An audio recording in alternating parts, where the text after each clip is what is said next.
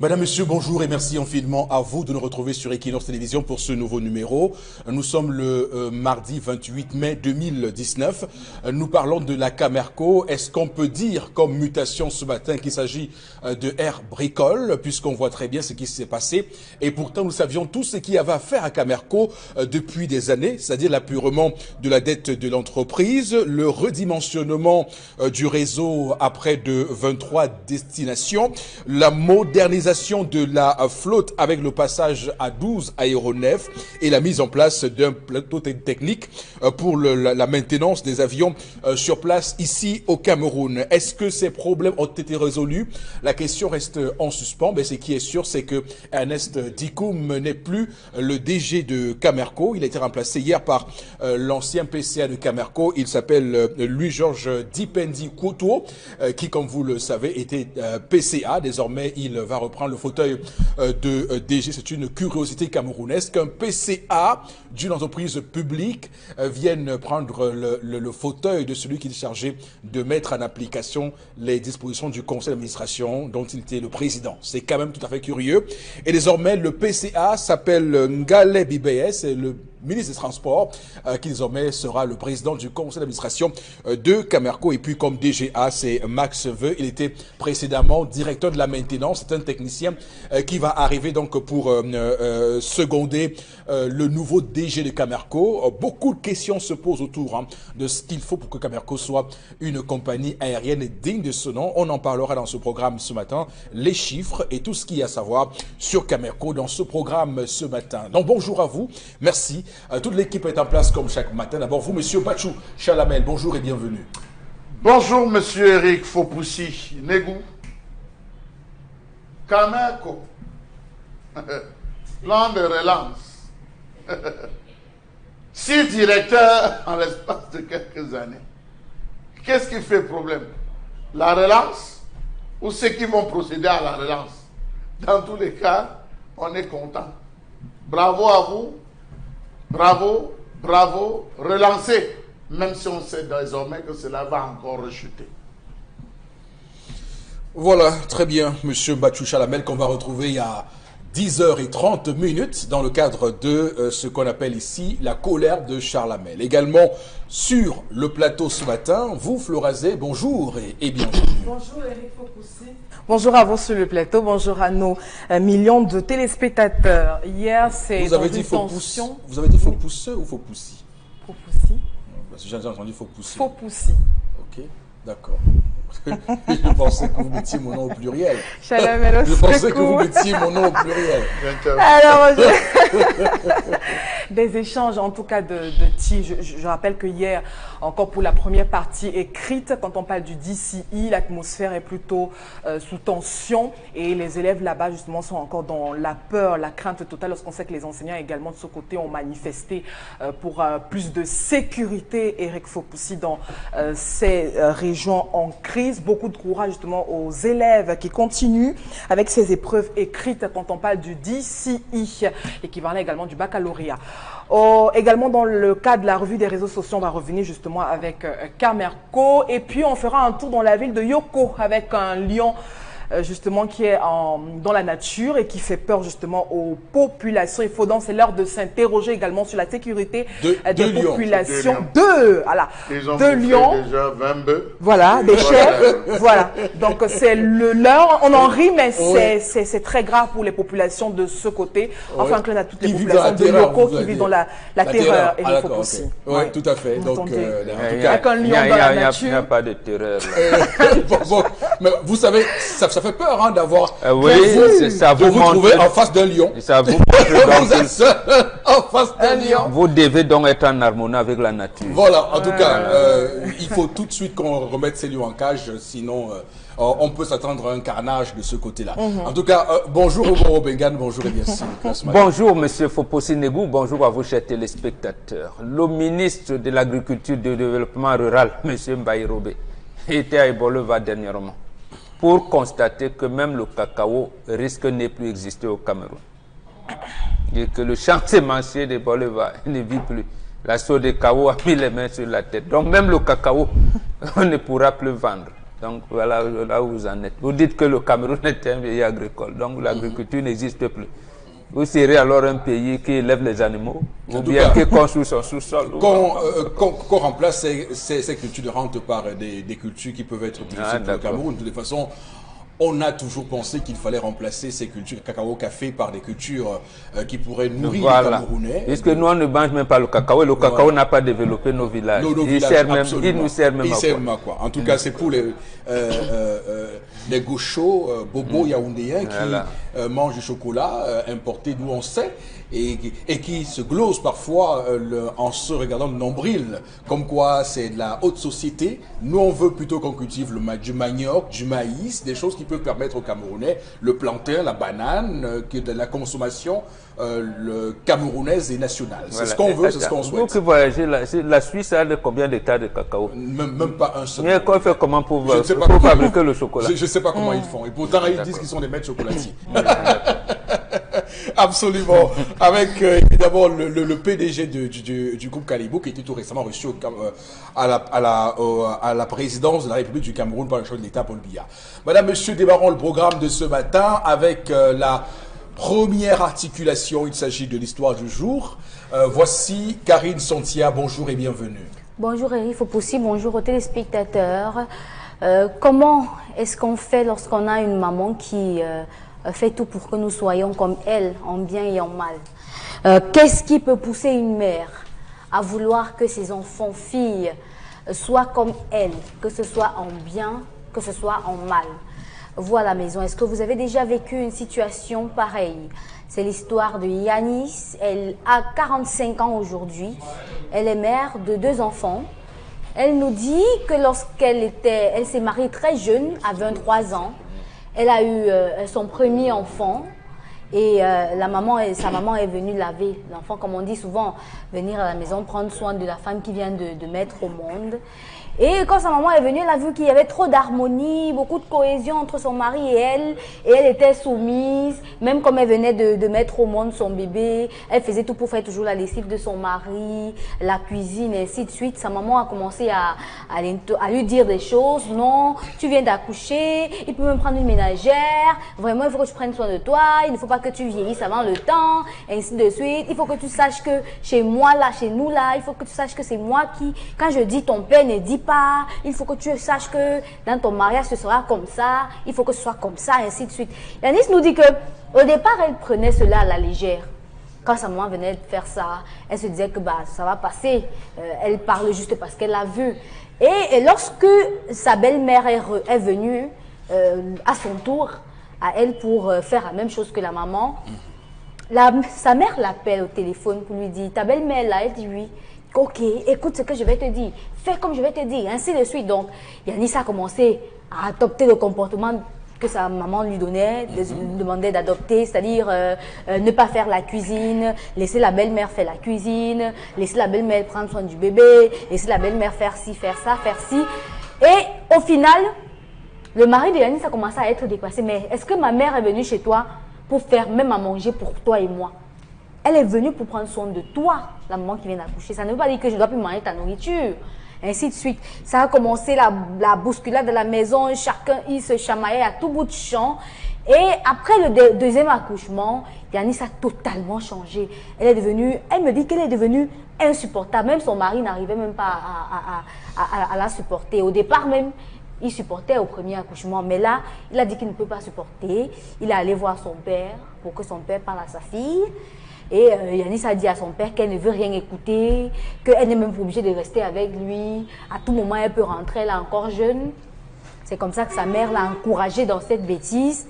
Et son mari l'a mise à la porte. Donc, il est venu la raccompagner chez eux.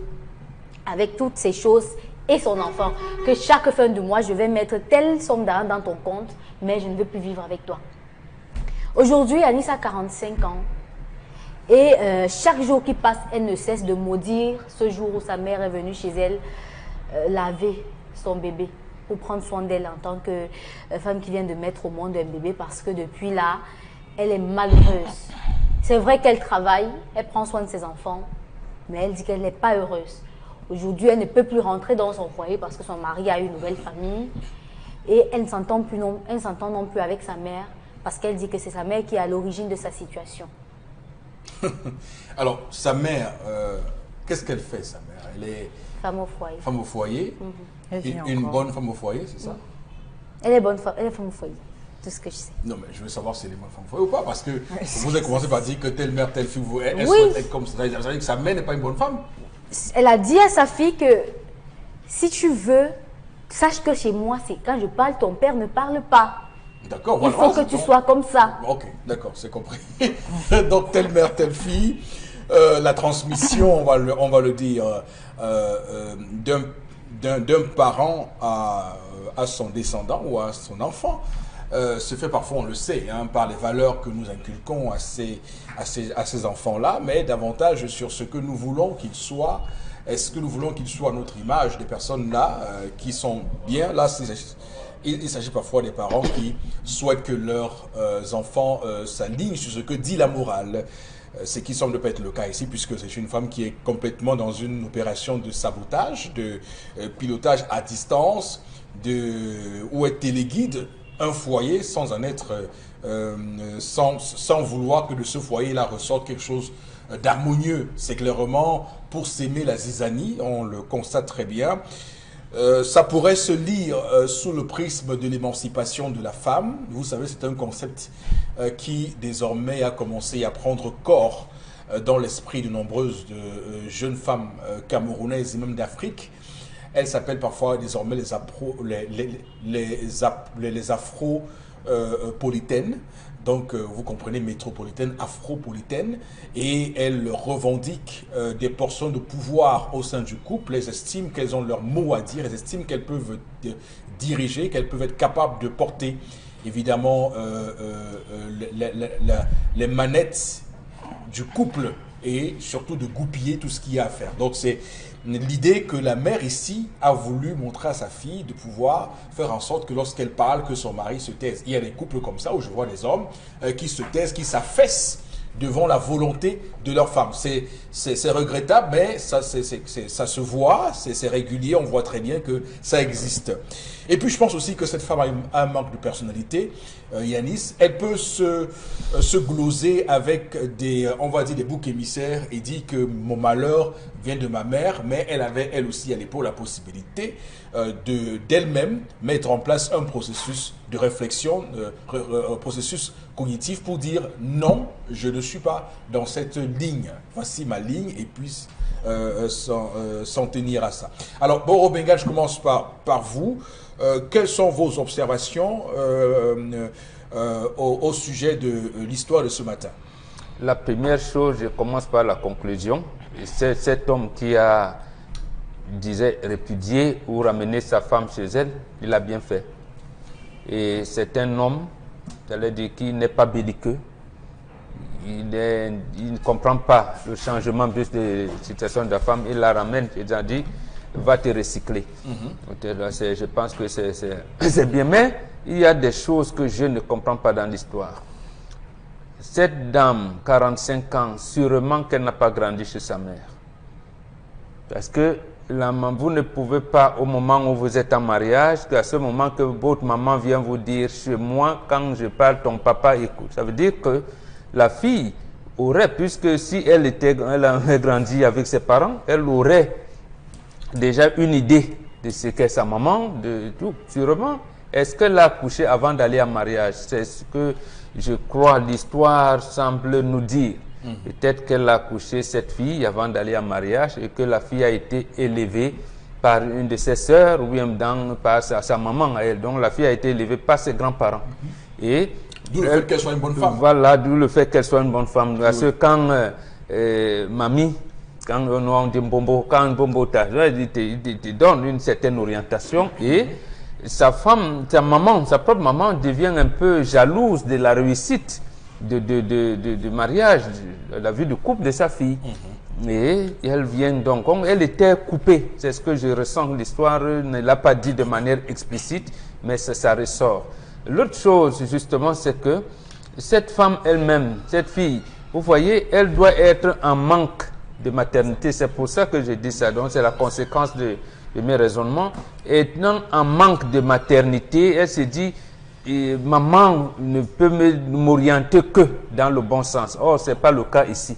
Donc, en pensant vivre l'expérience de sa maman, elle est, j'avais dit, sur le fait de l'action. Elle l'applique n'importe comment et elle oublie ce que mamie lui avait dit par le passé. Et elle met son couple dans cet état qui se trouve aujourd'hui, dans un état de désespoir total. Et une fois rentrée chez ses parents, elle est dans une situation de regret. Donc moi, c'est comme ça que j'analyse la situation où vous avez un couple bien et tout.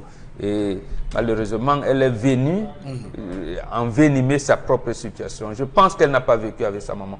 D'accord. Elle Mais avait qu'est-ce sûrement qui peut été qu'est-ce qui peut expliquer ça?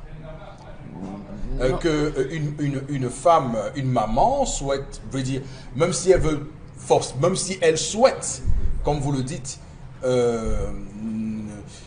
ternir l'image, du moins ternir la vie de couple de sa fille, même si elle souhaite ça, peut-être pas jalousie, mais qu'est-ce qui peut expliquer le fait qu'une mère veuille transmettre des valeurs pas bonnes du tout? Non, il existe des femmes acariâtres. Vraiment, il y a des femmes ici dehors, comme on dit. Si tu l'épouses, c'est comme si tu avais porté un sac de fourmis magnang. Donc, tu ne seras jamais tranquille. Donc, les fourmis magnang vont tomber sur toi, vont te piquer partout. Il y a des femmes comme ça, acariâtres, de jour comme de nuit. Il n'y a pas de... j'allais dire de répit, elle ne peut pas te donner de répit. D'accord. Il y a des femmes, et vous voyez, et justement, je vous comprends, vous avez un raisonnement logique, de telle manière que vous ne comprenez pas, mais ça existe. Une femme qui est même jalouse de ses propres enfants, de la réussite de ses propres enfants.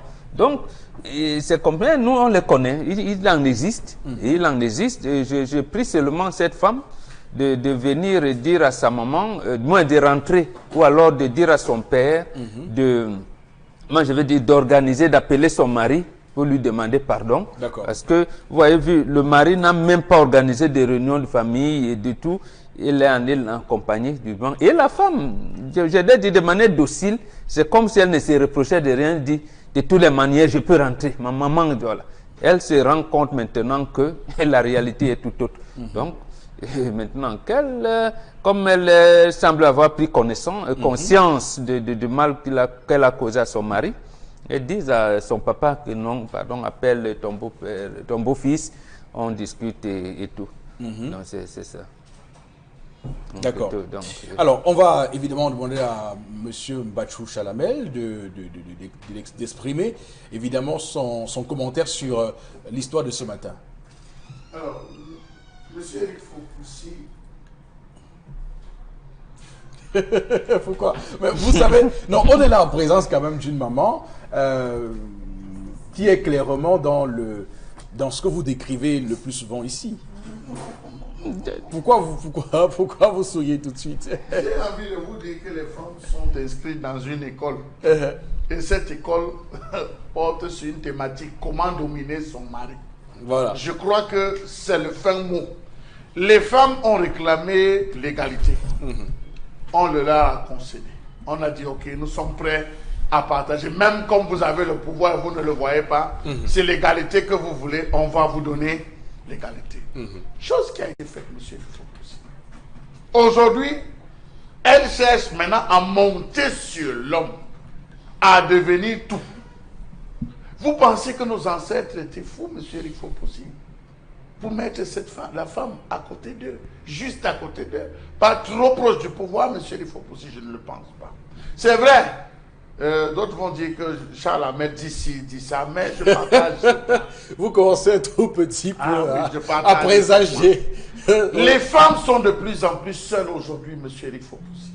Les femmes sont de plus en plus seules aujourd'hui. Baladez-vous dans les rues, d'Aqua, ne dort pas si. Vous allez vous rendre compte que les femmes sont de plus en plus seules. Qu'est-ce qui explique ça? Mais monsieur Eric Fopoussi, 4 valeurs. Les femmes ne sont plus respectueuses. Les femmes ne sont plus soumises. Les femmes ne sont plus obéissantes. Les femmes ne sont plus travailleuses.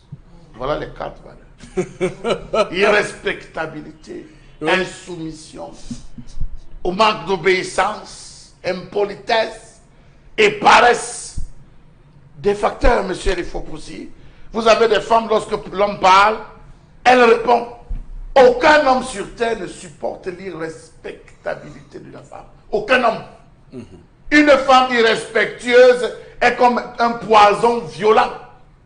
Et c'est la raison pour laquelle... Et c'est la raison pour laquelle vous allez voir, monsieur Rifopoussi, si vous pénétrez dans la Bible de Florazé, dans Isaïe 4, chapitre 1, dans Isaïe chapitre 4. Non, je vais vous dire, parce que Isaïe chapitre 4, verset 1, il est écrit qu'à un moment, cette femme, ces anges viendront vous rencontrer l'homme en disant, nous on va s'occuper de notre nourriture, on va s'occuper de nos habits, tout ce qu'on veut faire, nous porter ton nom. Enlève le propre sur nous. C'est pas moi qui le dis. Je rentre dans la même Bible de Florazé pour dire que depuis longtemps, ça a posé, ce problème s'est toujours posé avec acuité. Le problème des femmes insoumises. Faites le tour des églises. C'est cet âge, 45 ans. Oui. Vous allez voir ces filles de cet âge qui cherchent le mari, qui demandent à avoir un homme, qui demandent je veux ceci. Enquêtez sur leur vie, vous allez vous rendre compte que ce n'est pas des femmes respectueuses. Voilà une fille qui au départ était tout ce qu'un homme pouvait demander. Elle était soumise, respectueuse, elle travaillait à la maison. Sa mère, de passage, lui dit que mais, tu ne vois pas ce que je fais à ton père. C'est ce qu'est l'histoire que tu fais ici chez ton mari. Monsieur, madame, une femme doit dominer son mari. La fille a fini par prendre goût. Tiens ton mari ici, tiens ton mari là. Voilà là où les femmes, excusez-moi cette expression, les femmes sont quelque peu dangereuses, monsieur Rifopoussi. Très dangereuse. La fille a pris goût. Parce qu'il y a, on dit ce qui entre par l'esprit sort par le muscle. Tant que ce n'est pas entré par l'esprit, ça ne peut pas sortir par le muscle, monsieur Rifopoussi. Donc la fille a écouté ce que ça m'a dit. Elle a commencé à mettre en pratique. Une fois, 2 fois, elle s'est dit que ça tient. Et comme l'homme, tous les hommes sont bandits, excusez-moi l'expression bandit, ce n'est pas déjà péjoratif.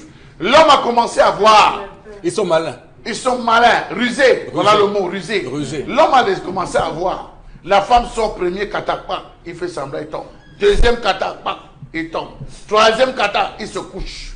5e kata, il fait semblant d'être mort. Elle est sûre que non, ici, là, j'ai dominé le gars. Ouais. C'est à ce moment qu'il s'est réveillé en lui disant, on a une mission à faire. Il allait la laisser chez ses parents. Regardez le temps qu'elle a pris pour assimiler, pour se rendre compte qu'elle était dans l'erreur. Donc, monsieur, il faut possible, c'est assez grave. Les femmes d'aujourd'hui doivent s'entraîner à savoir respecter. Quand on est hors, quand on est devant les gens, quand on est devant les enfants, il y a une façon de respecter son mari. Lorsqu'on est deux, il y a une façon de respecter son mari. La soumission, on peut être soumis sans être obéissant, monsieur, il faut possible. Parce qu'un enfant à qui vous dites, lave les assiettes, il vous dit, papa, je vais laver les assiettes. Il se couche, il ne lave pas. Il aura été soumis, mais aura-t-il lavé les assiettes en ce moment? Non. Donc c'est pour dire qu'elles doivent être soumises, elles doivent être obéissantes et elles doivent être... Oui, mais sauf que dans le cas d'espèce, il s'agit d'une maman qui... c'est pas une femme d'aujourd'hui, là, c'est une maman qui décide que sa fille doit agir d'une certaine manière. Monsieur Rifopoussi, vous voyez la mère. Moi, je ne vois pas la mère. Je vois une fille... Mais vous savez, monsieur Rifopoussi, je peux vous dire que ne respectez pas un bonbon. Que pourquoi vous respectez un bonbon sur ce plateau? Je me dis, monsieur, je ne veux pas que vous respectez un bonbon. Oui. Vous me dites oui. Mais est-ce que c'est moi qui prends vos lèvres pour manquer de respect en bonbon? C'est vous qui prenez la responsabilité sur vous de manquer de respect en bonbon. Donc, sa mère ne faisait, était comme pour procéder à l'école, en répétition, manque de respect à ton mari, manque de respect. Mais elle pouvait dire à sa mère, mais maman, depuis que je me comporte comme ça, mon foyer s'est toujours bien comporté. Depuis que je me comporte de la sorte, mon foyer n'a jamais eu de problème. Pourquoi souhaiterais-tu qu'aujourd'hui je me comporte de la sorte? Mais non, la fille a joué le jeu de sa mère. Elle s'est rendue compte que ça avait un intérêt, ça avait un goût. Elle a joué et conséquences. Nous voici aussi retrouvés là où on est. Aujourd'hui, elle est dehors, 45 ans. Elle est dehors pourquoi? Insoumission, manque de respect, paresse, parce qu'elle ne parvenait plus à laver. Est-ce que vous savez que dans certaines maisons, il y a des gens qui tremblent les vêtements, des maris qui tremblent les vêtements, ils peuvent tremper le vêtement, ça passe une semaine, la femme n'a pas le temps de passer parce que WhatsApp, ces séries télévisées n'a pas le temps. Est-ce que vous savez que dans certains ménages, il y a des hommes, vu la paresse de leurs femmes, se retrouvent à travailler, monsieur Rifopoussi, à laver. Vous passez parfois devant des cocos, vous voyez l'homme qui lave ses habits. Chacun dit, mais il n'a pas une femme. Bon, encore que c'est pas... Ce n'est pas... Flora, c'est ce que vous êtes en train de dire là. C'est un manque de respect que vous faites à mon dos. Oui, parce qu'il est marié, il ne peut plus faire la lessive. Il ne fait plus de lessive, ce n'est pas du travail de l'homme. Merci. Chalamel, non, arrêtez un peu. Vous faites la lessive, vous lavez vos vêtements, ça quoi, de disgracieux. Monsieur, il faut pousser. J'ai demandé à mon grand-père, qui a dit ça à mon père, qui m'a dit ça. Ouais, non, mais après, non, je vous dis, rentrez chez mes aïeux, ils vont vous donner la réponse. Non. Je ne suis que le fruit. Oui, Chalamel, j'ajoute ceci.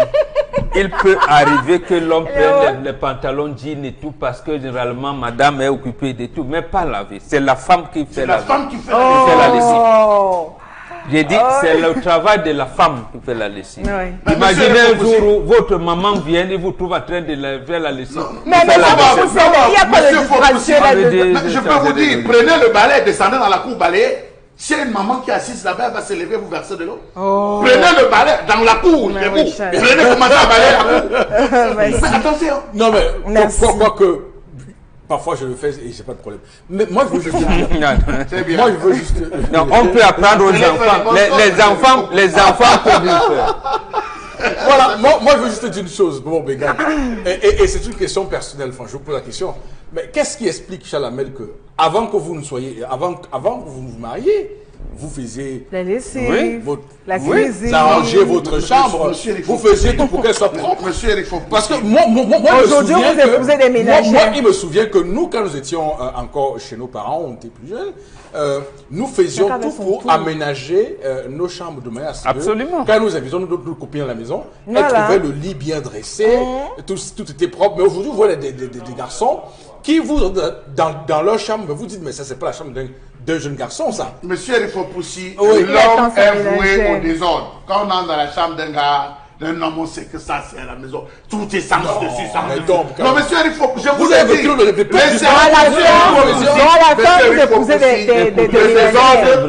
désordre est masculin. La chambre d'un homme est toujours katakata. Ça, je vous le dis. Je parle en français. Katakata. C'est la femme qui arrange. Regardez les tâches. Comment on répartit les tâches à la maison. Les garçons font quoi? Les filles font quoi dans la maison? C'est les garçons qui vont marcher acheter le bois, ou c'est les filles qui achètent le bois rentrent, c'est les garçons qui fendent le bois, ils vont chercher le bois, les travaux, laver le sol, c'est les garçons, les assiettes, c'est les femmes. On répartit, sauf dans les maisons, il n'y a pas de femmes. C'est là où les garçons se retrouvent à tout faire. Mais dans une maison où il y a... Même, c'est mes grandes sœurs qui avaient mes habits, monsieur, il faut possible. C'est mes grandes sœurs. Non, jusqu'à quel âge? Et je profite même pour la dire ainsi, c'est mes grandes sœurs qui l'avaient. Jusqu'à quel âge? Non, monsieur. Même vos sous-vêtements. Même vos sous-vêtements. Voilà. Je parle de mes grandes sœurs. Voilà. Merci. Même vos sous-vêtements. Non, vous voyez, c'est là où elles veulent toujours nous ramener, les femmes insoumises. Elles veulent nous ramener au bas de la ceinture. Les femmes insoumises, irrespectueuses, veulent nous ramener au bas de la ceinture. Chalamel, tu fais même une seconde. Monsieur Fopossi, si vous allez... Je sais que vous pensez que... Non, c'est pas là. Je vous prends un exemple. Vous êtes avec votre épouse. Oui. Vous allez au Hilton. Ou même au Palais de l'Unité, comme c'était le cas dernièrement. Oui. Votre femme va remarquer s'il n'y a pas de la poussière, s'il y a de la poussière quelque part autour. Ça ne vous dit rien. C'est précisément parce que la femme, elle est portée vers l'entretien, vers ces choses-là. Vous, ça ne vous dit rien. Non, pas forcément. Je vous dis, elle est plus portée à ça, dit non, les chaussures, voilà, un retard, c'est ça. C'est la vocation divine. Non, c'est une vocation que Dieu leur a donnée, c'est tout. Il arrive que lorsqu'un homme vit seul, il s'occupe de ça. Il s'occupe de la maison tout seul. Mais d'où vient-il que lorsqu'il épouse une femme, il change complètement? Parce que la nature est ordonnée et organisée d'une certaine manière. Nous sommes en mondovision. L'homme ne peut jamais porter une grossesse. Jamais. Même en Amérique latine, où on commence à changer des airs. Oui, si, mais justement, c'est l'ordre de la nature. La femme est portée dans l'entretien. C'est elle qui est la comptable matière de la maison. Elle doit veiller. Même à vos sous-vêtements, c'est elle qui dit j'ai déplacé. Ce sera comme ça, comme ça. Vous ne dites rien. Chez vous. Lorsqu'elle regarde la maison, la façon avec la maison est tenue, elle va dire ta femme est où? Justement. Si elle regarde, elle va dire, tu n'es pas marié. Tu m'as menti que tu étais marié, tu n'es pas marié. Les femmes savent lire ces choses. Oui, Oui, absolument. la femme connaît une maison où il y a une femme, où il n'y a pas, elle connaît. Absolument. Je dis, on a mon vision, elle nous regarde. Ça, c'est vrai aussi. Oui, Ça, c'est je dis, vrai. Pourquoi alors? de femme à la maison. Pourquoi elle connaît? Il n'y a pas de femme. Oui. Elle connaît. Il y a des choses, monsieur Lifo-Boussi. Oui. Donc, cet homme est rentré. Il y a des choses. L'homme, quand il a, parfois, il y a des hommes qui sont au salon. Il enlève, à l'entrée du salon, il enlève ses chaussures, il balance. Il va se coucher. Parfois, il enlève son habit, il lance sur le canapé. Pourquoi? Mais non, attendez, la femme également a la Il responsabilité balance. de... Après Non, balancer, il s'étale. Oui. Il s'endort. Il attend le massage. Lorsqu'il se réveille, permettez-moi, Florence, Ouais. il se réveille, peut-être il fatigue, subit, il se lève, il voit l'habit au même endroit, il voit les chaussures au même endroit, il interpelle sa femme. Donc depuis que je suis rentré, tu n'as pas pensé mettre dedans. Elle dit, toi-même, tu ne pouvais pas entrer. Ça, c'est le premier choc. Vous ne savez pas. C'est Hiroshima, Nagasaki, quand vous envoyez la face de votre mari. Il ne répond pas. Il va sourire, le vrai homme va sourire. Il va prendre, il va aller, il va ranger. Le deuxième jour, il va rentrer à 13h, 14h. Il attend que vous le servez à manger. Vous ne servez pas à manger. Il envoie un enfant acheter un bout de pain, je ne sais pas moi, n'importe quoi pour pouvoir consommer. Vous allez vous dire que oh, j'avais tel travail, j'ai travaillé, j'ai fait ci, j'ai fait ci, j'ai fait ci. Je n'ai pas pu préparer. Voilà ce qu'on appelle la soumission de la femme. Une femme donne un rythme à son mari. La femme donne le rythme à son ménage. La femme oxygénise son foyer. Lorsqu'il y a absence, eh bien, rassurez-vous. Ne pensez pas que c'est vous celle qui savez préparer. On prépare bien meilleur. Ok. Mais ça change quoi? Aller manger dehors. Alors, Non, mais ça change Mais quoi? elle est dehors là maintenant. Elle est dehors. Elle a 45 ans, elle est partie. Elle est dehors. Non, alors Florence, allez-y. la dame dans l'histoire. Non, je elle est rappelle que plutôt c'est votre victime. première prise de parole depuis, hein, parce que vous avez semblé, voilà. Non, elle l'a pas Semblait muselé. quoi? Ouais, oui, semblait- Vous avez semblé vouloir jouer On a pas voilà, à l'opposition systématique de la Belgique, au Non, lieu je l'avais pas d'attendre étonné. de Non, il a manière pas plus de 15 patiente minutes. votre 15 minutes. tour. Vous avez Non, votre mais- tour, allez-y. Non, oui. Et moi, ce Je matin, ne vais pas vous couper là. Non, moi ce matin, je ne serai pas très longue parce que on a une femme qui regrette, je vais dire, à une étape de maturité dans laquelle elle est arrivée parce qu'elle allait en mariage très tôt et elle a subi une influence négative de la part de ses parents, notamment de sa maman. Parce que quand on est, je ne sais pas à quel âge elle est là mariée, vous savez, nos parents sont notre idéal, je vais dire, notre maman, notre papa, c'est l'idéal, c'est le modèle qu'on a envie d'avoir. C'est-à-dire que aller chez les tout petits, ils vont vous dire, quand je serai grand, je vais être comme papa. Chez les petites filles, quand je serai grande, je serai comme ma maman. Donc, Mais le pour des premier valeurs modèle. positives, mais pas Oui, pour des non, valeurs je ne dis pas négatives. des enfants. Ils sont naïfs. Ils ne savent pas si papa est un brigand, ils ne veulent rien savoir. Mais pour eux, quand je serai grand, je serai comme papa. Quand je serai grande, je serai comme maman. Donc, les enfants ont pour modèle leurs parents. Donc, c'est tout à fait normal que la dame ait manipulé sa fille à sa guise. Donc, quand Chahamel vient dire que la fille n'avait pas été... Elle est en mariage à quel moment? Il veut vous dire, la maturité seulement ne s'acquiert pas avec l'âge. Il y en a qui sont beaucoup plus matures parce qu'ils se sont lancés dans la vie active très tôt et ça les a forgés. D'autres pas. Alors, on a affaire à une fille qui a toujours été sous l'aile de sa maman. Que voulez-vous? Elle a été tout ce que maman disait, c'était ça.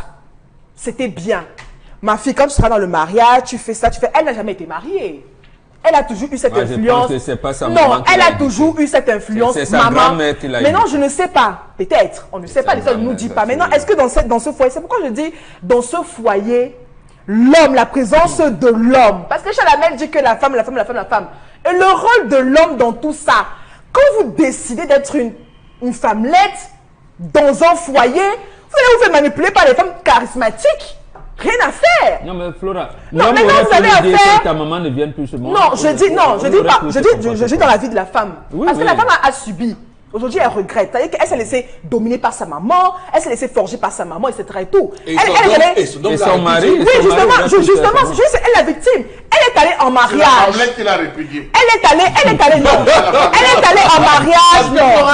Elle est allée, non. De femmelette, Non, non. Ouais, Ouais, parce qu'on parle que de la femme. Non, on Le voulait rôle- avoir le comportement que l'homme aurait pu avoir. Et le rôle de l'homme également dans cette histoire compte pour beaucoup. Aujourd'hui, la femme regrette. Elle s'est fait repudier, mais elle également, dans sa vie de jeune fille. Il n'est pas revenu sur l'initiation. L'initiation se fait à quel âge? Et c'est pendant l'initiation qu'on détourne pas mal de jeunes filles et de jeunes garçons dans les notions de vie. Non, mais moi je dis une chose.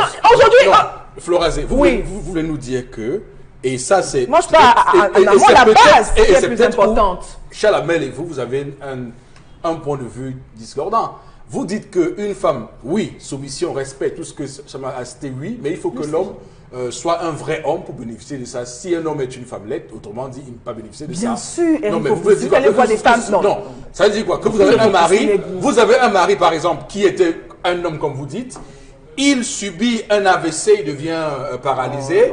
Comme il n'est plus. Non, ça n'a rien à voir. Vous faites plus non, je pose la question. Ça n'a rien à voir. Comme il n'est plus un homme. Ça n'a rien à voir. Il y a quelques jours, nous avons eu affaire à un homme casanier, qui est couché, qui fait rien, qui zappe, qui n'aime pas. Quand vous avez affaire à des femmes charismatiques, prendre comme moi, je ne peux pas faire ce genre d'homme. J'aurais tendance à impulser. Parce que Chalamel dit, il faut rythmer. Moi, j'aurais tendance à rythmer ma maison, à la faire vivre et être avec un homme présent. Il va sentir, les voisins, l'entourage sentira que non, je suis une dominatrice, je suis une insoumise et autres. Oh que non! L'homme également, nous avons besoin des hommes dominants. Pas dans le mauvais sens, mais dans le sens de discipline et d'harmonisation du couple. Aujourd'hui, Eric Fopoussi, on a affaire à une femme qui a subi une mauvaise influence de sa maman. Et elle a eu ça comme... Vous savez, l'habitude, c'est une seconde nature. Il est difficile, non. Il est difficile justement de vivre... D'accord, vous terminez par là. Hors de sa... Voilà, mais moi ce que je veux dire, c'est que... Mais les parents, non, je vais terminer. Je vais terminer. En une phrase, pardon. Je suis pour qu'on honore les parents. Oui. Qu'on leur soit soumis, obéissance et tout. Mais à un moment donné, il a également dit que parents, n'irritez pas vos enfants. Donc ça veut dire qu'il y en a pour certains enfants qui, à un âge de maturité, disent non à leurs parents. Quand je dis ça, on dit Flora, tu es ci, tu es ça. Non. Qui réussissent à avoir le juste milieu par rapport à leur vie, par rapport à leur avenir. Ils disent non, maman, ici, tu fautes. Non, mais maman, non. Sauf que la dame en question, oui, il y a une façon de dire, mais sauf que la dame, je l'ai dit, pourquoi pas que je le dise? Je dis que la dame n'a pas su le faire. Pourquoi? Parce qu'elle a été dominée durant toute son adolescence, même dans sa vie maritale, même dans son foyer. Et il est difficile, si vous ne rentrez pas à la base, et il faut pousser. Et vous ne vous, c'est-à-dire, vous ne mettez pas la place de certaines personnes qui ont vécu un certain traumatisme dans leur vie, c'est-à-dire de l'adolescence jusqu'à la vie même de maturité, pour ne pas comprendre ce genre de choses. Et moi, je comprends cette femme. Aujourd'hui, elle est la victime, mais qu'elle ne se culpabilise pas. Bon, le monsieur, c'est d'essayer d'autres tentatives. Est-ce qu'elle pourra, puisqu'aujourd'hui, elle accepte qu'elle a joué un mauvais rôle par rapport à sa mère, qu'elle refasse également sa vie. Elle ne va pas demeurer dans la culpabilité pour avoir une AVC et autres. Elle a été victime durant toute sa vie. Et il y a pas mal d'enfants qui me regardent aujourd'hui qui ont vécu ce genre de traumatisme et ne réussissent pas à s'insérer dans la vie active, associative. Monsieur Eric Fopoussi, le père ne se rend compte de la mauvaise vestimentation de son enfant que lorsqu'il va en balade avec l'enfant. Oui. Lorsqu'il dit habille-toi, on sort. Lorsqu'il sort, c'est quelle chaussure que tu as mis? C'est quel pantalon que tu as mis? Habite-toi, on sort. Non, mais le rôle du parent, c'est quoi? J'ai dit, c'est à ce moment que le père sait. Le père, c'est pas son devoir. C'est là où la mère va se tourner vers la mère, que ça portait qu'elle habille comme ça. Et la mère va dire que, viens, je te parle. Est-ce que l'enfant n'a plus d'habit depuis? Je fais que te dire. Et c'est là où le père prend conscience. C'est pas que le père va entrer dans les valises de l'enfant. Arrêtez un peu de penser que... Oui, le père n'a pas. Mais pourquoi quand la femme, elle sort dans le dialogue, monsieur refuse d'écouter? À 10 ans, l'enfant est un esclave. L'esprit de discernement divin n'est inculqué à l'enfant qu'à partir de 10 ans. Voici le bien, voici le mal. Consultez encore la Bible. Deutéronome chapitre 31. C'est à partir de 12 ans. C'est à partir de 12 ans que l'enfant commence à être responsable de lui. Oui, c'est à partir de 12 ans. Cette femme, 12 ans. Elle a été trompée sur le théâtre des opérations, pas loin du théâtre du champ de bataille. C'est sur le théâtre. Sa mère lui dit que ton mari a fait comme ça, réplique comme ça, je suis là, j'observe. Voilà. On l'a coaché sur place. Très bien. Non, je vais terminer pour dire que ça cause problème quand on a fait une femme qui est sous l'influence de sa maman. Mais quand on nous ramène des histoires où on a un homme qui est sous l'influence de sa mère, qui dit... Non, je ne détourne pas. Pourquoi vous ne voulez pas qu'on ait le même raisonnement par rapport à ça? Parce que les deux sont des êtres humains à part entière. Okay. Et la femme et monsieur Chalamel Battu n'est pas un instrument. Moi, ce que je retiens, Flora, c'est que dans ce que vous avez dit ce matin, Ce que je retiens, c'est que vous dites chaque jour ici que non, les hommes ont fait ci, mais parfois, vous aimez les machos quand même. Hein? Vous semblez aimer les machos, les hommes machos. C'est votre conclusion. Je ne reviens pas dessus. Vous semblez. C'est votre conclusion. Vous semblez. Voilà. Non, non, elle m'a dit Voilà. On va s'arrêter là pour cette histoire, madame, monsieur. Merci d'être avec nous. Nous renverrons les messages à 10h. À tout de suite pour la colère.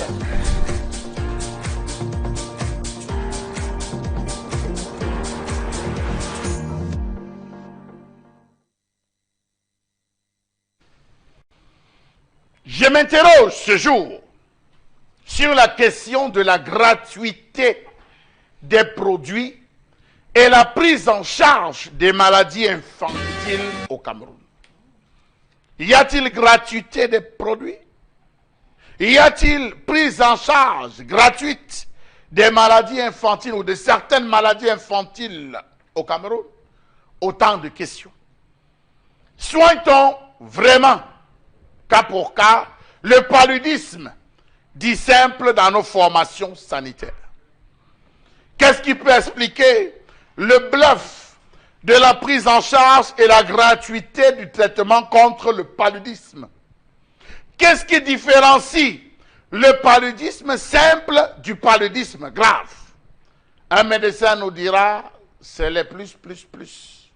Mais étrangement, depuis qu'on a parlé de la gratuité, le nombre de plus n'a cessé d'augmenter sur les carnets.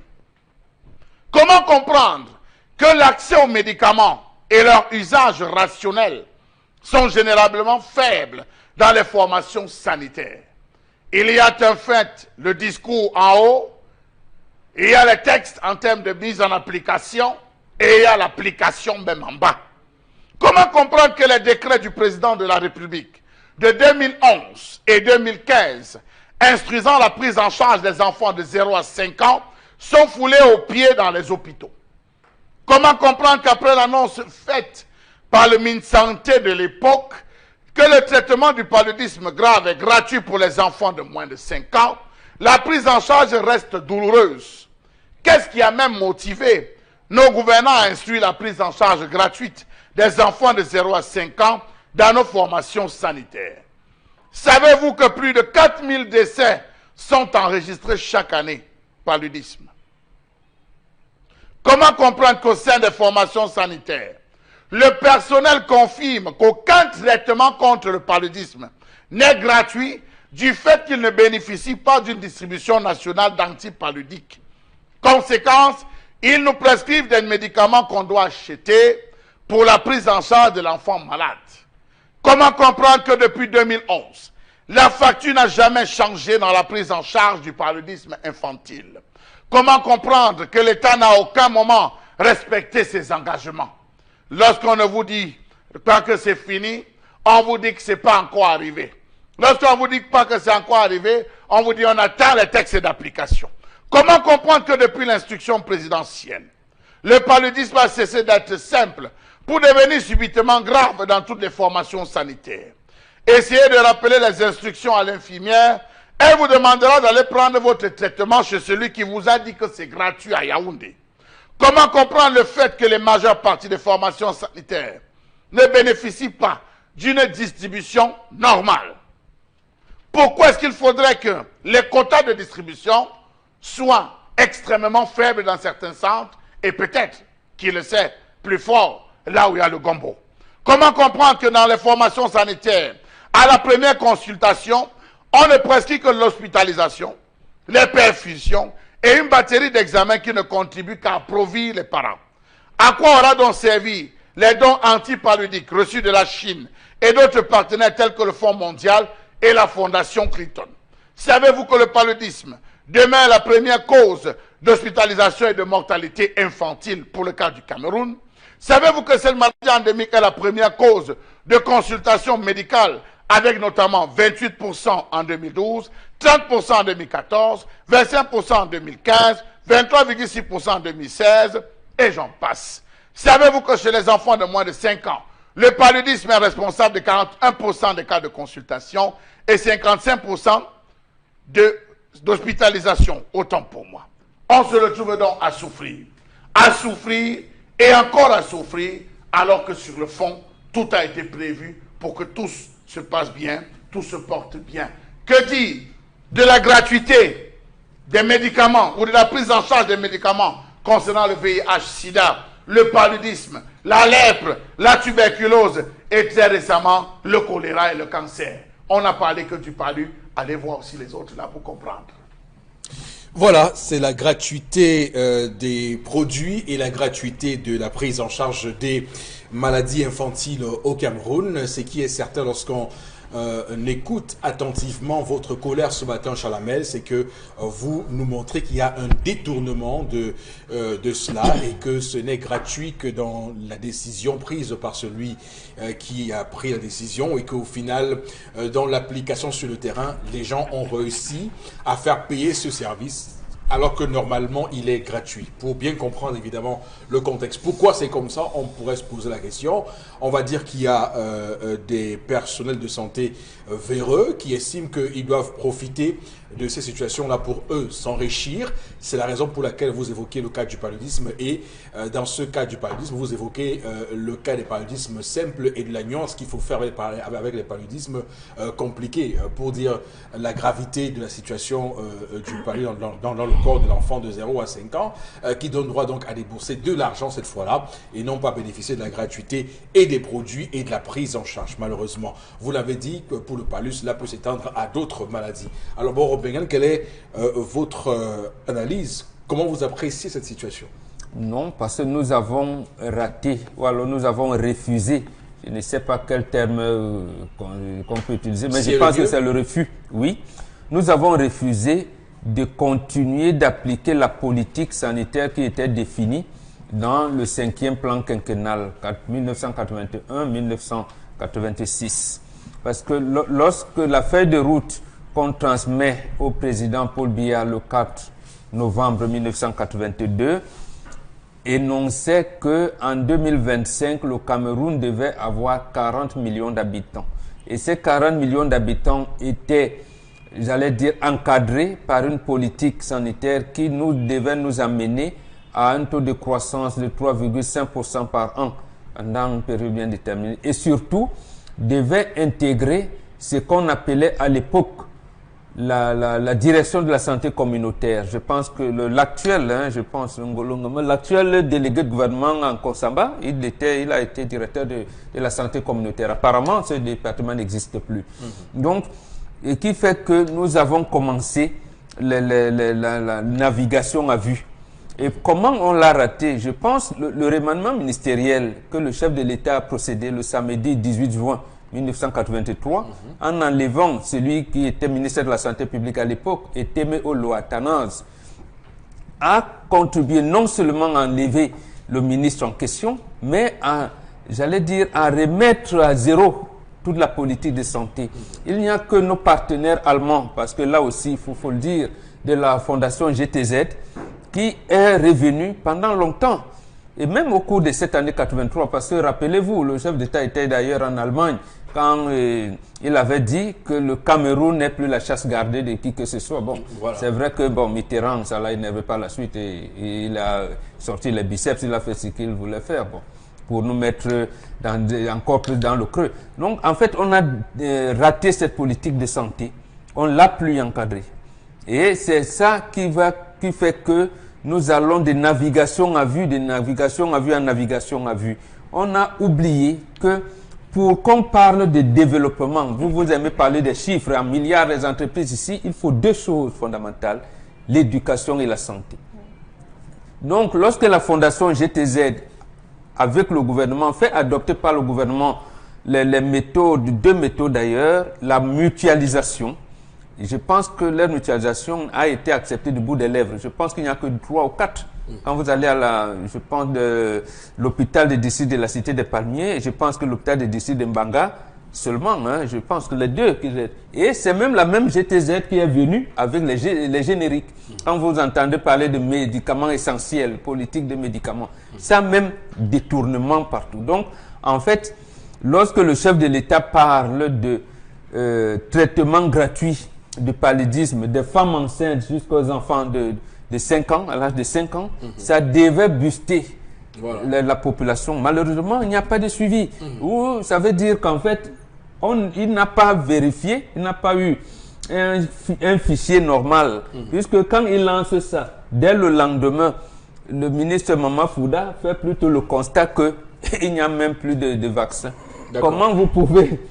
Les enfants naissent, ils restent 3 mois sans être vaccinés. Les VCG sont exposés. Oui, à l'hôpital, même comme disait Charles Lamel, quel type de palu disent, mais on vous a découvert, on ne vous dit pas. Compliqué, vous êtes soumis, rien. Ce qui amène nos confrères de l'œil du Sahel, parce que je n'oublierai jamais ce numéro 1064 du lundi 23 avril 2018, à sortir les statistiques officielles qui font état de ce que en 2017, il y a eu 3195 morts de paludisme. Parmi ces 3195 morts, il y a eu 1942 enfants. Donc, alors, bon, il y a quand même, je souhaite qu'on fasse quand même une perspective et qu'on mette en comparaison 2 situations. Il y a le PEV, le programme élargi de vaccination, qui rentre évidemment en compte certaines vaccinations qui sont prises en charge de manière gratuite. Pourquoi ça marche là-bas et pas dans d'autres prises en charge des soins cette fois-là? Parce qu'on détourne les fonds qui sont liés à ça. Oui. C'est tout simplement. D'accord. Flora, c'est votre commentaire? Oui, je continue. Je suis d'accord avec Mombo quand il parle des chiffres parce que c'est important de le marteler. Et je crois qu'à ce moment-là, on devrait déjà prendre les mesures. On était à près de 4000 décès, et justement avec des enfants de moins de 5 ans. Et la carte était déjà définie. On était à la partie la plus touchée, même aujourd'hui, c'est la partie septentrionale, le nord. On était à près de 29,3% de cas de décès quand on parle des enfants de moins de 5 ans. Et puis même au nord-ouest encore, on avait des près de 13,9%. Donc voilà, là on est en 2017. Voilà des chiffres qui devraient alarmer ou bien alerter les autorités sanitaires. Et maintenant, on revient justement avec cette politique de distribution des moustiquaires imprégnés. On y est cramponné, comme si c'était la solution ultime pour nous sortir du paludisme. On a quand même le programme national de lutte contre le paludisme qui a alerté et qui a proposé un certain nombre d'éléments pour nous sortir de cette difficulté, Eric Fopoussi. Déjà, il faut reformer et essayer de revoir, parce que j'ai l'impression qu'on ne vit pas sur la carte. On a du mal à délimiter, à dénombrer et autres. Il y a toujours une guerre de chiffres quand il s'agit des cas d'urgence au Cameroun. Plutôt qu'on parle de santé. Vous dénombrez et on dit non, vous exagérez. Et pourtant, le cas est criard. À côté du paludisme, on a également le choléra. On n'en parle plus, mais qui a déjà atteint un pic énorme avec la saison pluvieuse. C'est énorme. Et saison pluvieuse également avec l'assainissement, je veux dire, le manque d'assainissement de nos milieux, de notre environnement, avec encore l'arrivée de la saison pluvieuse. Il faut pousser les chiffres grimpent encore et encore et on enregistre des cas de décès énormes. Et puis justement avec le plateau technique, l'absence de plateau technique. Quand on parle même des médicaments, on n'en parle pas trop. On nous a cramponnés dans la distribution imprégnée des moustiquaires. Allez dans vos quartiers, dans les villes, vous voyez comment cette distribution se fait. Dans l'anarchie totale. Mais est-ce que c'est là l'issue? Est-ce que c'est c'est la solution ultime pour nous sortir, les enfants, pour apaiser cette maladie? Je dis non. Non, il faut une toute autre politique sanitaire. Par rapport à toutes les maladies infantiles, il n'y a pas que le paludisme, il y a tellement de maladies. Et puis les victimes, les premières victimes, ce sont nos enfants de moins de 5 ans. Je rappelle que le paludisme est la première cause de mortalité au Cameroun. Voilà. C'est en passant. Absolument. Bien sûr, première cause de mortalité au Cameroun, le paludisme. Alors, Chalamel, sur cette question, quel commentaire vous en faites? Alors, M. Eric Fopoussi, lorsque vous arrivez dans un hôpital, moi je fais des constats simples. Vous arrivez avec un enfant dans un hôpital, première chose, on vous dit, on le place en observation. Qui dit observation dit hospitalisation. Et lorsqu'on le met en hospitalisation, qu'est-ce qu'on lui donne? Les effets largants. Les déjà, c'est même un para. On donne, je crois, l'analgène, les analgènes, quelques injections d'analgène pour baisser la température et tout. On s'arrête là.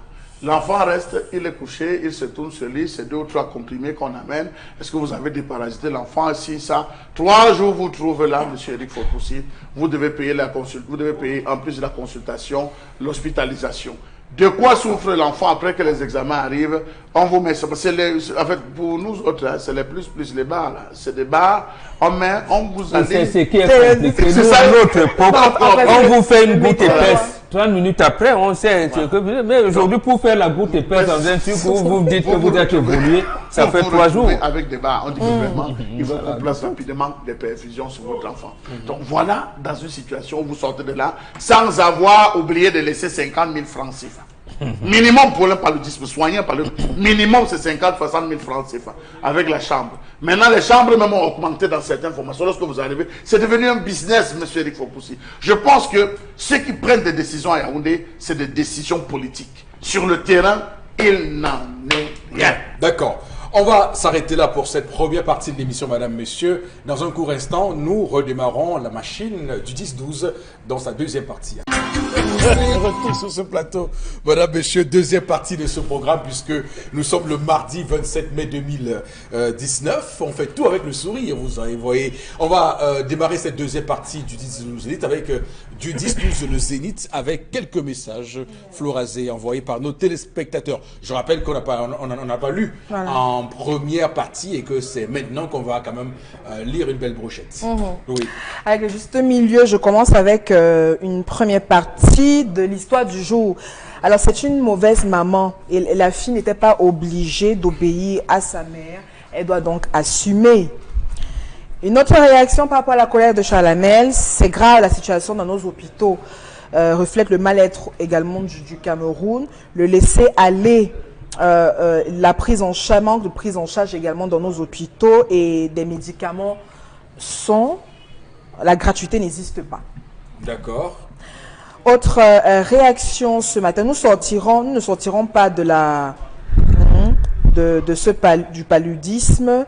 L'OMS perdra beaucoup d'argent. Comprenez donc que c'est une politique mise en place pour nous piller, alors que les traditionalistes qui sont là peuvent nous donner des solutions africaines. Sylvain. Oui, les solutions ne manquent pas. Oui, il y a le traitement. Comment on appelle ça? L'artémisia. L'artémisia, voilà, qui commence à faire son bonhomme de chemin. Beaucoup de gens nous envoient des retours positifs sur son efficacité. Maintenant, après, est-ce que ça va être homologué et permettre que ce soit ça qu'on arrête des molécules? Moi, je pense que pourquoi on refuse donc que ce soit homologué, alors qu'il existe une journée au Cameroun dite de la médecine traditionnelle. Voilà. La Suisse, la Belgique et tout fabriquent les médicaments contre le paludisme. Ils n'ont pas le paludisme chez eux. C'est ici qu'ils viennent prendre. Et de deux, que ce soit le ministère de la Recherche scientifique et de l'Innovation, le ministère de la Santé publique, chaque département ministériel a en son sein une sous-direction dite de la pharmacopée.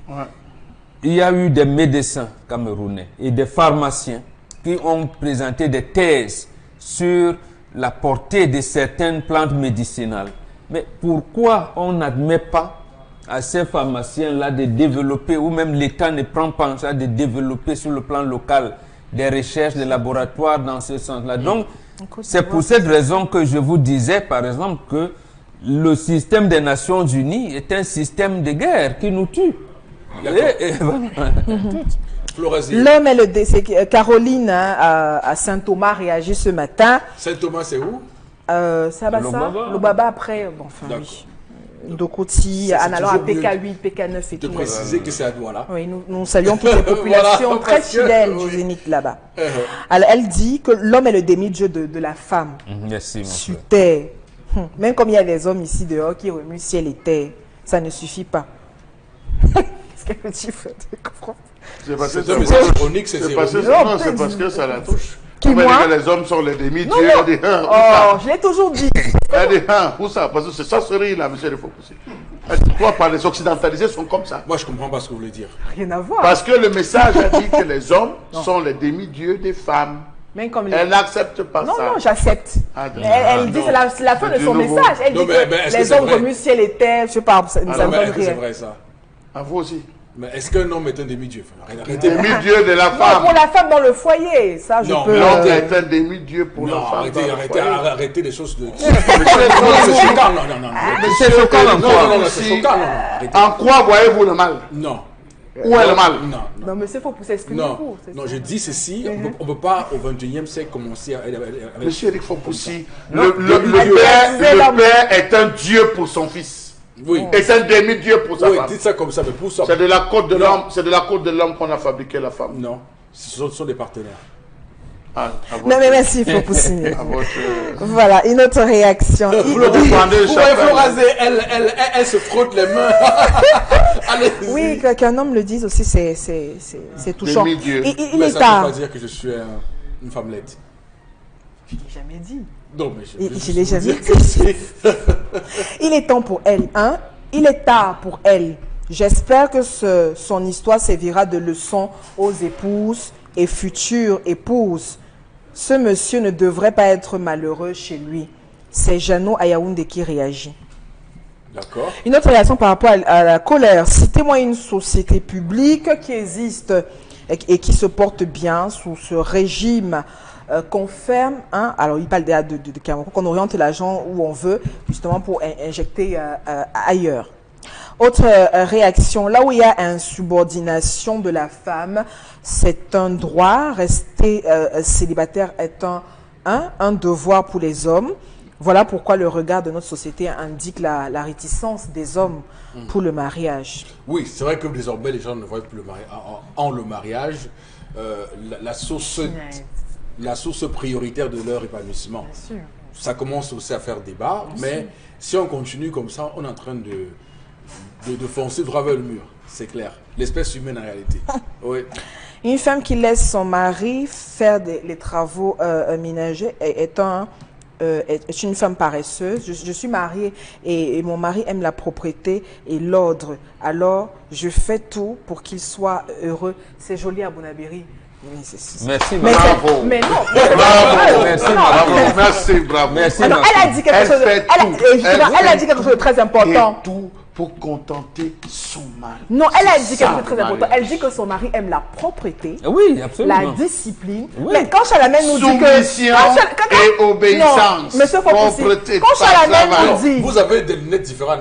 Flores voit différemment, elle Oui. interprète différemment les propos. Quand Chalamène nous dit... Ouais. Non, je suis d'accord, mais quand Chalamène nous dit que monsieur arrive chez lui, il prend sa chemise, il jette sur le fauteuil, il prend ses chaussures, il balance sur le sofa, il s'affale, il dit chérie, Vous viens me masser les vous pieds. voyez le Attendez, drame, c'est pas vous un homme voyez- discipliné. voilà le drame des Non, la femme dit que occidentalisés. son mari est propre et discipliné. Un homme propre, monsieur Fopoussi Negou est discipliné. Quand il montre l'exemple, il sait qu'il laisse les chaussures là. Il Non, sait qu'il se déshabille non, dans la non, chambre. non. Un homme, votre mari devant les enfants, Non. se déshabille carrément au salon. Un homme Quelle éducation discipliné, qu'il propose un aux homme enfants? discipliné, sa femme l'accueille à la porte. Voilà. Mais oui! Et ta femme Voilà. qui prend le sac, il peut Voilà. même s'asseoir là parce qu'il est Voilà, venu avec voilà. Flora, Voilà. Alors, Voilà. donc vous ne devez pas permettre. Moi, ce que j'ai envie de vous dire. Vous allez trouver les chaussures au salon, vous Et la- allez les oui, ranger. et les Ranger. chemises, le Vous pantalon. allez les ranger. Monsieur Eric Vous les Fopoussi, rangez Moi, j'ai la du main à salon. l'aise. Monsieur Eric Fopoussi, à tous les hommes qui m'écoutent, Oh. ne rentrez jamais chez vous avec vos effets. Arrêtez-vous à donner à un enfant, va donner à la maison, tu dis que je suis là. Donnant la possibilité à la femme, s'il vous plaît, vous êtes exprimé, de mettre tout en ordre avant que je n'arrive. Si vous êtes véhiculé, commencez à klaxonner depuis le carrefour. Pim, pom, pom, pim, pim, pim. Klaxonner. Elle va écouter en disant, voilà votre père qui arrive. Elle me dit, c'est comme ça qu'on a été éduqué. Le père n'entrait jamais comme les occidentalisés. Et il peut arriver Oh, Chalamel, que le mari, arrêtez. permettez-moi, laissez-moi expliquer, c'est Oh. la tradition. Que vous pouvez arriver que votre mari, je ne vous ai pas dit de manière systématique, l'homme entre, il enlève. C'est parce que les occidentalisés ont cette façon de penser qu'elles sont seules à 45 ans. À dormir, à se lever sur un lit froid et glacé le matin. C'est pas une Oui, fatalité. Hein. il faut dormir. Vous ne connaissez pas le bonheur qu'il y a de dormir avec C'est pas quelqu'un. une fatalité. Oui, se lever avec le lit glacé le matin, c'est ça. Donc, je vous dis, Florazé, il peut arriver, il a un coup de fatigue, il enlève le vêtement, il accroche. Je le fais. Tout le monde le fait. Oui, mais quand vous parlez de façon polie. Non, Non, je dis, vous l'avez pris. Vous savez, chaque fois que vous discutez L'homme avec ne un fait homme, pas vous ça de prenez manière l'homme systématique. comme un agresseur. Oh, C'est pas de manière Chalamel, systématique. non, Donc, je suis non, désolé. Chalamel. Une femme, si vous, on parle de la propriété, de la discipline, du rythme dans la maison. S'il y a un des Qui partenaires, impose le rythme? c'est la femme. Alors, Et je dis bien qu'en fait, faites le tour des maisons, la femme est toujours... Et c'est pourquoi on a l'impression qu'il y a ce conflit, parce que justement, la femme veut rythmer sa maison. Je ne vois pas à celles qui me regardent d'ici ce matin, voir la maison son dessous, les vêtements un peu partout, la maison sale et tout. Non, à moins que ce soit deux partenaires toutes les femmes cachent les saletés de leur mari. Toutes les femmes. Mais si on a un partenaire, Chalamel, il n'arrive pas à se contenir. Le rôle d'une femme, si vous voulez que je le dise, le rôle d'une femme, c'est de cacher les saletés de son mari. Elle ne laisse pas transparaître. Oui. C'est la raison pour laquelle lorsqu'un étranger pointe sans avoir prévenu, la femme est mal à l'aise. Elle est la plus mal à l'aise dans le foyer parce qu'elle demande à son mari comment tu le laisses entrer alors que la maison. C'est ça le rôle. On est partenaire aussi de se faire plaisir, de dialoguer et de faire attention. Et Chalamel, désolé, hein, ça va, ça suffit. On va tout de suite prendre d'autres messages avec vous, Florence. Parlons du programme contre le paludisme.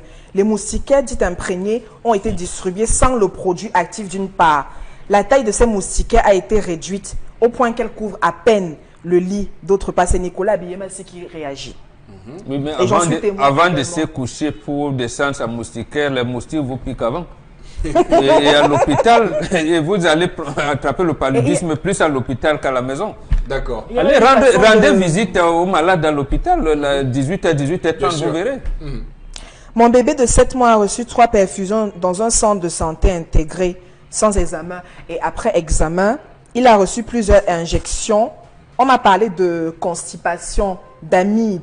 Il a été hospitalisé 4 jours sans moustiquaire sur un lit, voilà, dans la salle. C'est un témoignage très touchant. J'ai pris ces enfants. Voilà, c'est un autre témoignage. Alors, autre réaction ce matin par rapport à l'histoire du jour. Je suis à Douala. Je ne vais pas citer l'hôpital. Moi, on m'a fait toujours payer les vaccins de mon bébé et en disant il n'y a pas d'accès. Donc, si tu veux que ton bébé soit vacciné, paye. Et ça m'a toujours étonné, c'est Merveille Abonapriso qui réagit. Et pourtant, c'est gratuit. Le programme PEV, auquel vous faites allusion. Merci. Malheureusement, c'est le Cameroun. On va s'arrêter là. On va prendre la revue des réseaux sociaux avec vous, Florazé, pour poursuivre ce programme. Oui, Eric Fopoussi, 2 informations. Et puis la toute première, celle qui crée le buzz, alimente les vives réactions sur les réseaux sociaux, dans les chaumières. C'est bien sûr donc la Camerco avec son 6e directeur général. Justement, on rappelle depuis son vol inaugural en 2011. Rappelons pour faire un peu d'historique du néerlandais Alex Van Herk à l'ouverture des portes justement de cette compagnie nationale. À Louis-Georges Dipendi aujourd'hui Quatouf, le nouveau patron donc nommé, on le rappelle donc lundi hier par le chef de l'État. Le poste de directeur général de Camerco est donc essentiellement injectable. Et on s'interroge également sur la toile. Qu'est-ce qui cause véritablement le problème au sein de cette entreprise? 8 années de fonctionnement. La Cameroon Airlines Corporation a déjà vu passer avec plusieurs têtes. Rappelons également qu'à chaque fois, pendant également la cérémonie d'installation, le gouvernement a toujours promis, comme certains internautes l'interpellent également sur la toile, des lendemains meilleurs, qui vont changer, qui vont penser à l'amélioration. Et également de cette entreprise, Camerco a toujours battu de l'aile, malgré justement tous les plans coûteux depuis sa relance. On en parle encore aujourd'hui, Eric Fopoussi. Certains estiment que pour cette relance, il ne s'agit pas de management, ni de personne à la tête de cette entreprise. Il suffit d'injecter une bonne dose d'investissement pour voir Camerco voler encore plus haut. En tout cas, pas mal d'informations, je vais dire d'interrogations, fusent encore sur la toile. Voilà l'essentiel. C'est terrible parce que Camerco, on en a parlé ces dernières semaines de manière régulière et on a été donc surpris hier de voir que le président de la République décide de changer de DG. Est-ce que ça fait suite à la déconvenue qu'a vécu Louis-Paul Motazé, le ministre des Finances, qui, comme vous le savez, il y a quelques jours, devait prendre l'avion et a dû voyager par route parce que l'avion n'était pas prêt pour qu'il voyage. Est-ce que c'est ça? Est-ce que c'est... Parce que le pilote était en retard. Bon, ça, c'est ce qu'on a dit officiellement, mais l'avion, en réalité, n'était pas prêt à voler.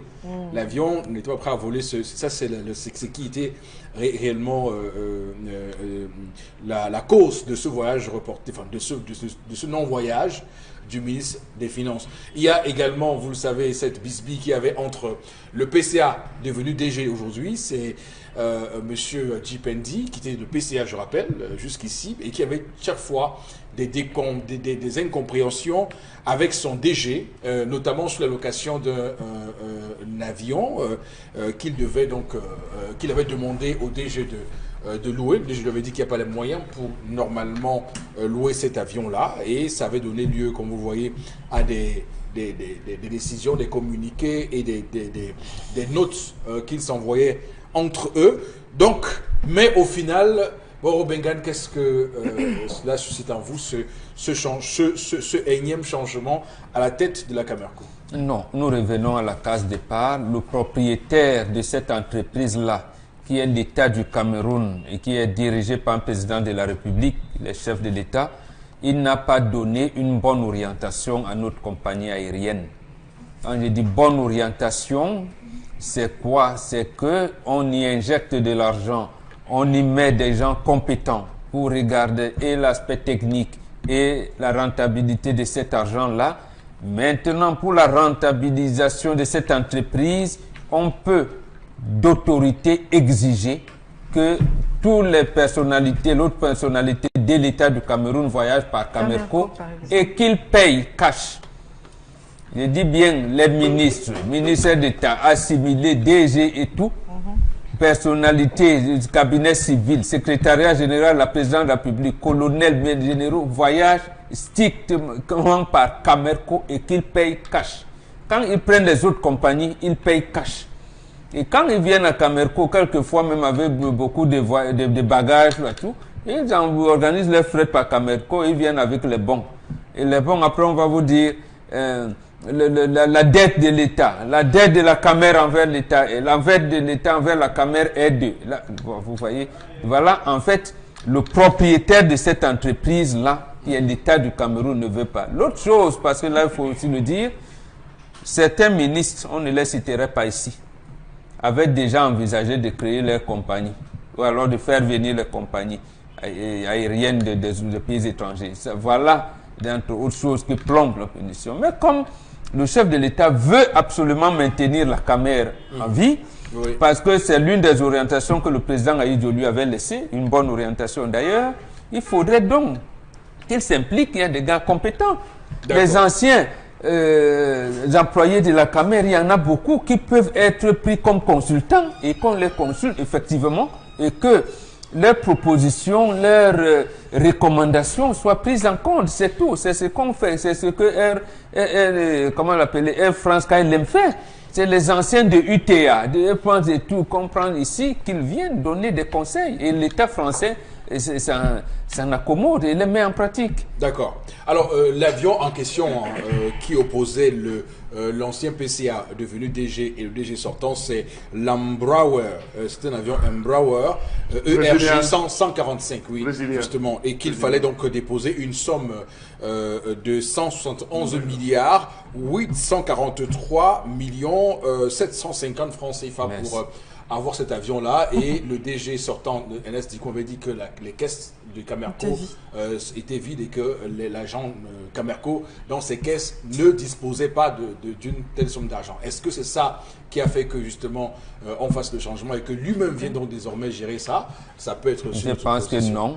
Lorsque on nomme l'actuel DG PCA, à l'époque, il avait remplacé quelqu'un dont le remplacement a été, j'allais dire, Méfiré Oumarou, qui était PCA à l'époque, dont le remplacement de Méfiré Oumarou par lui-même était, j'allais dire, tiré des cheveux. Donc, il ne vient pas que lui, venant de la présidence, soit était-il au courant ou pas, mais venant de la présidence et avait pris le poste de PCA à l'époque, il devait savoir que, j'allais dire, que c'était un problème, il nageait dans nos troubles.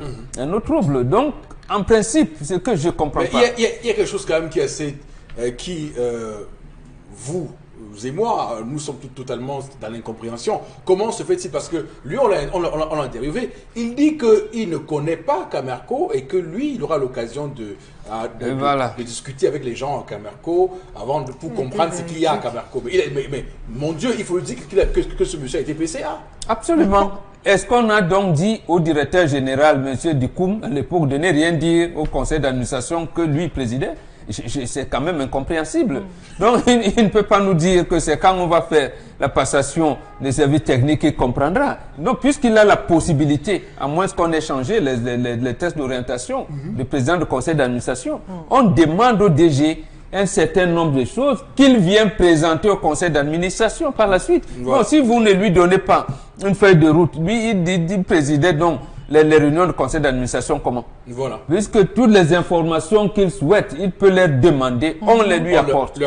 Oui, Chalamel, votre commentaire. Le Cameroun des réseaux et des lobbies. Oui. Nous sommes sous le coup des réseaux. Vous savez, il n'y a pas de nomination sans activation d'un réseau. Les jours à venir, vous nous donnerez raison. Rappelez-vous de l'arrivée de Ernest Dikoum. Vous avez vu, on a fait étalage du réseau de Ernest Dikoum, comment est-ce qu'il s'est retrouvé là, qu'est-ce qu'il devait apporter et tout. Directeurs. Avec l'ancien ministre des Transports de l'époque. Ministre des Transports. Edgar Alain Bebengo, non. Je n'ai pas voulu réveiller, monsieur. Oui. Je n'ai pas voulu réveiller. Au même niveau de compréhension du sujet. Non, monsieur. Avec ceux qui le regardent. Voici un nouveau réseau qui s'active. Et qui s'active. Je crois que c'est un réseau très fort qui s'active et qui est aussi en train d'implanter. Ça part des racines. Vous savez, chaque réseau, lorsqu'il arrive, va implanter ses racines un peu partout. Nous avons, quand j'ai vu au Niger, le président nigérien sonner la fin de la gabégie en disant qu'aucun ministre ne devait sortir du Niger pour aller se faire opérer ailleurs. Il a tout fait pour rapporter ça. Là, il faudrait que l'économie tourne. Je n'ai pas bien saisi. J'ai bien saisi lorsque j'ai vu Macky Sall prendre un vol commercial. Air Sénégal, assis. Il n'était pas en première classe, c'était pas dans l'avion présidentiel, être assis. Voir comment on sert. Et c'était de manière subite, personne n'était au courant. Ça a surpris tout jusqu'au passager, monsieur il faut possible. De voir comment ça se passe. Oui, ça peut être une campagne marketing. Oui, elle a réussi. Mais, monsieur il faut possible, 6 directeurs, 4 PCA en 8 années. C'est quoi le problème de Camerco? Pendant ce temps, la SNH... C'est l'entrepreneur en chef. C'est quoi? Pendant ce temps, la SNH a un directeur général depuis... À vie. Oui. À vie. Non, il faut le dire, à vie. Nous avons Camerco qui n'a pas d'avion. Camerco avec des suspensions de vol. Comment on va dire? Saisie régulière d'avion. Charge supérieure aux recettes d'exploitation estimées à 1,5 milliard par mois. Monsieur, il faut possible. Une dette d'environ 50 milliards. Et la lourde dette de l'État. Mission à l'étranger, Camerco, payé après. Mission à l'étranger, si, Camerco, payé après. Mais monsieur, il faut possible. Vous voulez nous dire quoi? On a vu la dernière sortie de Ernest Dikoum, mais je pense que ça peut être cette dernière sortie qui lui a coûté les yeux de la tête, monsieur il faut possible. Oui, cette dernière sortie qui a scellé définitivement son sort. Donc, voilà quelqu'un qui sort en disant, mais on ne fait que tirer sur mes balles, je ne fais que recevoir des flèches. Mais attention, voici comment devrait se comporter Camerco, voici. Nous n'avons pas d'avion. Les avions sont tous au sol, les avions sont malades. J'ai une dette. L'État ne parvient pas. Dans les différents départements ministériels, l'État ne règle pas. Qu'est-ce que je fais? Alors, je crois, monsieur Eric Fopoussi, que... A-t-il été saboté par son ancien directeur de la maintenance, qui est désormais le DGA? Souhaiterait-on, monsieur Eric Fopoussi? Parce que même, je ne vous coupe pas, même le directeur de la maintenance, ce n'est pas lui qui maîtrise l'achat des pièces de rechange. Hein. C'est quelqu'un d'autre. Pas lui aussi, il est là. Souhaiterait-on en découdre définitivement avec l'ancien réseau auquel il appartient? Oh bah écoutez, point d'interrogation. Non, c'est pas exclu. Ce n'est pas exclu, monsieur. Il faut ouvrir toujours. Ce n'est pas à exclure. Oui, parce qu'il faut en finir définitivement. Et vous vous rappelez, non, mais vous savez, monsieur les observations que nous faisons j'ai comme l'impression que c'est les éléphants qui bagarrent, les uns les intérêts, les intérêts du bas peuple. C'est des conflits. Jusqu'à aujourd'hui, rappelez-vous de l'affaire du plan Boeing, jusqu'à aujourd'hui, on n'a jamais posé cette affaire sur la table. On a eu Yunai, je pense que c'était Yunai, je vois bien l'expert Yunai, qui plusieurs fois a fait des sorties, comme on parlait des anciens de UTI, qui a fait des sorties pour présenter la question, la situation de Camerco et proposer des perspectives de sortie. D'ailleurs, il propose 6 conditions pour que Camerco soit une compagnie aérienne digne de ce nom. Première condition, nommer un DG. Il parle de dirigeants responsables et compétents. Pour lui, c'est une première condition. Deuxième condition, exiger l'achat d'outils de production moderne, donc achat d'avions neufs. Il ne veut plus que les gens achètent des avions, comme on l'a vu tout récemment, avant d'occasion, où vous achetez un avion, on vous donne la remise, comme si vous achetiez les arachides à quelqu'un qui vous fait la remise, avec ses foireux MA60. C'est ça, il faut aussi dire ça. Et puis, il dit nommer 6 responsables désignés compétents. Il dit que dans le milieu de l'aviation dans le monde, il y a des postes importants où on doit placer les gens stratégiques. Il cite les postes. Il dit le poste de directeur technique. C'est un poste où on doit mettre quelqu'un de compétent, quelqu'un qui a une vraie compétence, directeur de l'exploitation, directeur qualité, responsable opération sol et responsable des équipages. Voilà les 5 postes où il faut absolument avoir des gens qui ont une compétence certaine. 4e condition, recruter des employés par test de niveau. Non, là vous ne pouvez pas. Pas à Camerco. Non, pas à Camerco. Par test de niveau. Non, monsieur, il faut aussi. Ça, c'est une erreur. Parce que, rappelez-vous de l'époque de Yves Michel, de tous ceux qui sont passés, ils se plaignaient des recommandations qui viennent du haut. Il dit donc que s'il n'y a pas ça, on pourrait une compagnie aérienne. Non, il est 6e point. Il est 4e point. C'est un scientifique. Il met 5 points. Là où c'est encore plus grave. Non, il ne s'arrête pas seulement à recruter des employés par test de niveau. Il dit, y compris ceux qui sont déjà en place. Vous voyez, et il dit, et compresser ceux qui vont échouer au test. Vous voyez, si on refait les tests là-bas, et que les gars échouent. Monsieur il va rester seulement 5%, 600%. Il va rester 5%. Non, on en rit, mais c'est une non, mais écoutez, et j'imagine. Et le 5e point, il dit mettre en place un organigramme comprenant, entre autres, une direction commerciale ou des ventes, avec des objectifs de remplissage des avions, une direction technique avec des objectifs de réduction des dépenses. Voilà ce qu'il dit. Et puis, 6e position, signer un contrat ayant des objectifs à atteindre à travers des indications de performance avec le propriétaire, représenté par le conseil d'administration qui va donc confirmer sa non-ingérence dans la gestion quotidienne et attend l'évaluation du contrat. À l'évaluation, si les objectifs ne sont pas atteints, le manager démissionne. Vous savez, on voit parfois dans d'autres entreprises en Europe, des gens qui arrivent en fin de session il dépose. Démissionne et il dit bon, cette année, cette année était prévu que j'ai tel chiffre d'affaires, que j'ai telle réduction de mon déficit, parce qu'il faut dire qu'Camerco a un déficit abyssal, il faut réduire le déficit. Camerco dépense plus qu'il n'a de recettes. C'est inacceptable. On peut pas continuer comme ça. Donc il faut que Camerco trouve les recettes et donc c'est ce qu'il propose. Et il a bien dit condition pour une compagnie digne de ce nom. Je suis d'accord avec tout sauf deux points. Le premier point là, c'est le test de niveau là. Test de niveau. Dans le niveau de dois s'arrêter avec les recommandations. Parce que ceux qui arrivent là vont arriver avec des recommandations nouvelles. Non, on va l'appeler, on va dire que mais. N'oublie pas qu'il t'a mis là. Voilà. N'oublie pas qu'il t'a mis. Malheureusement, l'autre point là, c'est la démission. Qui l'oublie? C'est pas au Cameroun, ailleurs, pas au Cameroun. Non, mais c'est quand même terrible ce qui se passe. En tout cas, ce qui est certain, c'est qu'on continue à avoir une entreprise Camerco qui broie qui broie du noir et qui, au final, on le voit très bien, ne se relève pas. Vous parlez du plan de relance de Boeing. Il faut dire qu'il y a eu une escroquerie dans ce pays.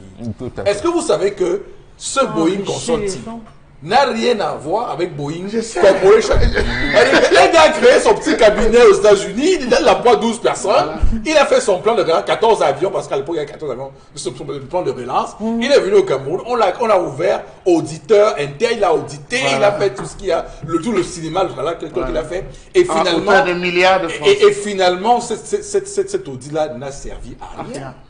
Donc, M. Rifopoussi, il faut dire, on l'a dit tout à l'heure, on riait, mais c'est ça le mal-être du Cameroun. C'est ça le mal-être du Cameroun. Regardez la charge fixe en termes des employés au niveau de Cameco. Quand vous rencontrez même des gars de Cameco avec qui vous discutez, vous dites, ici, là, à Cameco, c'est les recommandations, c'est les cartes de visite. S'il n'y a pas de carte, vous ne pouvez pas travailler à Cameco. Le directeur ne peut rien.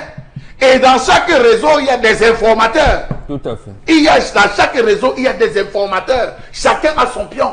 Le directeur devient, même celui qu'on vient de placer, lui-même va jouer ce même rôle. Il va subir, rassurez-vous. Il dit qu'il ne connaît pas quand même. Il va connaître. Alors, ce qui est intéressant, c'est que je veux quand même revenir sur le premier point que donne M. Nouna. Il dit que quand il parle de recrutement, parce que nous on a opté pour la nomination des gens, vous savez que dans les grandes entreprises, on lance des appels à manifestation, les gens candidatent et ont choisi. Le Cameroun a fait ce choix à un moment donné, à l'époque de Philemon Yang, on en a fait un choix comme ça, mais sauf que les 6 bons dossiers de la fin qui avaient été retenus, aucun n'a été choisi. On allait récupérer un tantampion, on ne sait pas où. Ça c'est comme le football. Ça c'est comme le football. Monsieur Rifopoussi, c'est comme le football, le recrutement des entraîneurs de football. Voilà, justement. On fait une shortlist. On dit, bon, il y a les bons. Après, on prend un gars qui n'a pas soumis de dossier. Attendez. Le gars était chez lui, il n'a pas postulé. C'est ça. Dans l'équipe, dans le sport, c'est pas. Voilà comment fonctionne le Cameroun, monsieur Rifopoussi. Oui, malheureusement. Avec ça, on n'est pas sorti des ronces, malheureusement. En tout cas, comme certains ont dit, ce qui s'est passé hier, c'est comme avoir une voiture en panne et de changer le chauffeur en espoir que ça démarre. C'est le mécanicien. Alors de réparer la voiture, malheureusement. On va s'arrêter là pour ce sujet et prendre l'autre sujet, Florazé. Oui, qui fait rire aussi nos internautes, Eric Fopoussi à Yoko, mais qui, je veux dire, met les populations plutôt dans la panique, la peur totale d'avoir 2 lions, 2 pas 1, 2 qui sont dans la nature. On rappelle que jusqu'ici déjà, ils ont pu dévaster un troupeau de bœufs, maintenant des chèvres, vous pouvez imaginer. Donc ce sont des proies plus faciles et même les êtres humains bientôt. Donc nous attirons et tout de suite l'attention des autorités également de Yoko et on se demande bien qu'est-ce qui s'est passé. On revient également sur la question de nos eaux, hein. Également au pays, nos sanctuaires également qui accueillent et hébergent ces espèces, les espèces rares également comme ces animaux qu'on a encore sur le sol et qui font partie de notre identité. Donc avoir 2 lions, on se demande bien qu'est-ce qui s'est passé. Est-ce que les enclos n'étaient plus efficaces? Y avait-il pas de gardiens, etc. Donc il y a tellement de questions qui se posent et ce sont les populations qui sont dans la panique totale avec deux lions dans la nature qui font déjà des dégâts. Non, moi je veux pas être à la place des populations de Yoko. Hein. Arrêtez un peu. Moi je dis arrêtez un peu. Non, mais sur la toile, on dirait que c'est totem hein, des gens, donc attention. Faut pas non plus. Oui, bien sûr. Mais totem dans la journée. Chalamel, alors moi je pose une question. D'abord, sur Yoko, je rappelle qu'il y a quelqu'un qui avait émis l'idée que Yoko soit aménagé, construite en une smart ville et devient la capitale du Cameroun. Hein. C'est moi. J'avais proposé ça. C'est le centre, quand vous voyez Yoko, vous êtes le vrai centre du Cameroun. Le vrai centre du Cameroun, c'est pas Yaoundé, c'est Yoko. Mais c'est pourquoi justement je vais vers Oui, monsieur Rifopoussi. Je vous assure qu'il n'y a pas une zone extrêmement enclavée, extrêmement grande comme Yoko. Je peux vous le dire, monsieur Eric Fopoussi. Yoko qui a la chance d'avoir des grandes élites, Ces lions ne vont pas être rattrapés avant 2 ou 3 semaines, monsieur Rifopoussi. Pourquoi? C'est la savane, c'est grand. C'est extrêmement grand, monsieur Rifopoussi. C'est vaste, monsieur Rifopoussi. Est-ce que nos gars qui sortent des eaux et forêts travaillent toutes les stratégies, monsieur Rifopoussi, pour la gestion, gérer les animaux? S'il faut faire venir des gens d'ailleurs, hein, c'est pas la première fois. Ils ont déjà consommé 30 chèvres et 30 bœufs. J'ai dit 30 bœufs. Ça, je vous Et qui connaît le lion qui est friand de la chair. C'est des lions affamés. Regardez les bœufs. Comment ces lions ont-ils fait pour sortir de leur milieu et se retrouver là, monsieur Rifopoussi? Ça, c'est une question qu'il faut se poser. Comment est-ce qu'ils ont quitté? Est-ce qu'on n'a pas trop abattu? On se plaignait ici de ceci que la déforestation, les entreprises de découpage de bois, le pillage de nos réserves de bois sont rentrés. Si les lions n'ont plus d'espace, c'est que le seul espace, c'est celui de Yoko. Ils vont venir vivre à Yoko. Partager. Vous avez détruit leur espace. Vous avez détruit leur espace. Maintenant, ils sont obligés de chercher un espace qui leur convient. Voilà pourquoi ils arrivent. Ce n'est que le début, monsieur Rifopoussi. Ce n'est que le début de la catastrophe. Alors, ceux qui ont perdu leur chair, ils vont faire comment? Ceux qui ont perdu leur bœuf, ça c'est ce qu'on a dénombré. Les femmes ne pourront plus aller à l'eau parce que Kamwata n'arrive pas à Yoko. Elles ne pourront plus aller au Marigot se laver parce que Kamwata, tout ça, il n'y a pas d'eau qui coule. Aller chercher le Njansan. Elles ne pourront pas aller chercher le Njansan. Bientôt, c'est la saison des noisettes.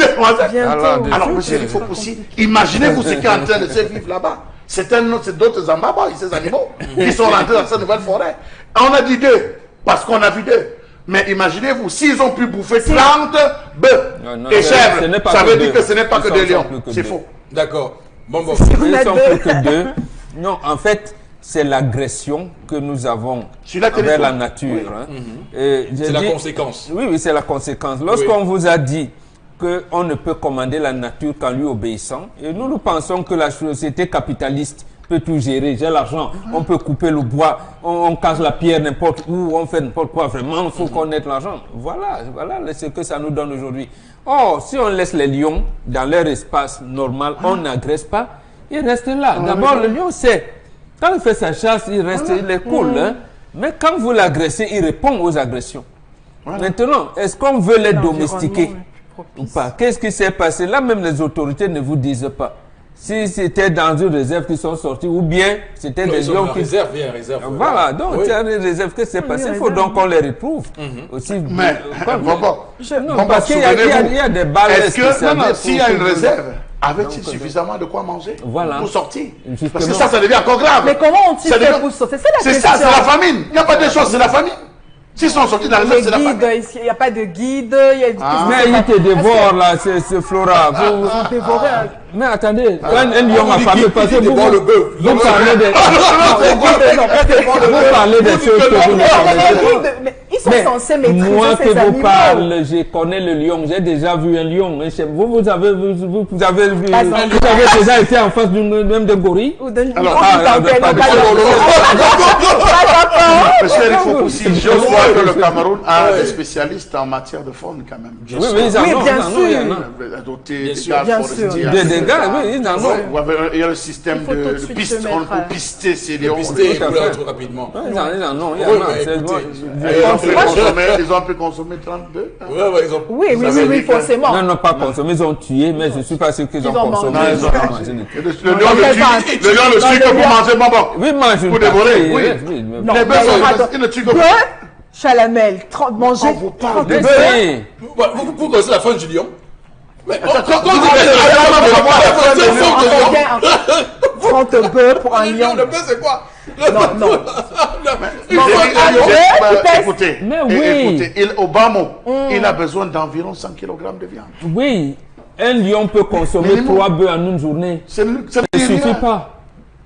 Ça ne suffit pas. Et malheur à vous, même si c'est parmi eux, il y a des lions, parce que je me suis pris, parce qu'il doit y avoir des lions parmi, c'est les lions qui chassent. Et si elles ont fait des petits, vous pensez qu'elles vont faire comment?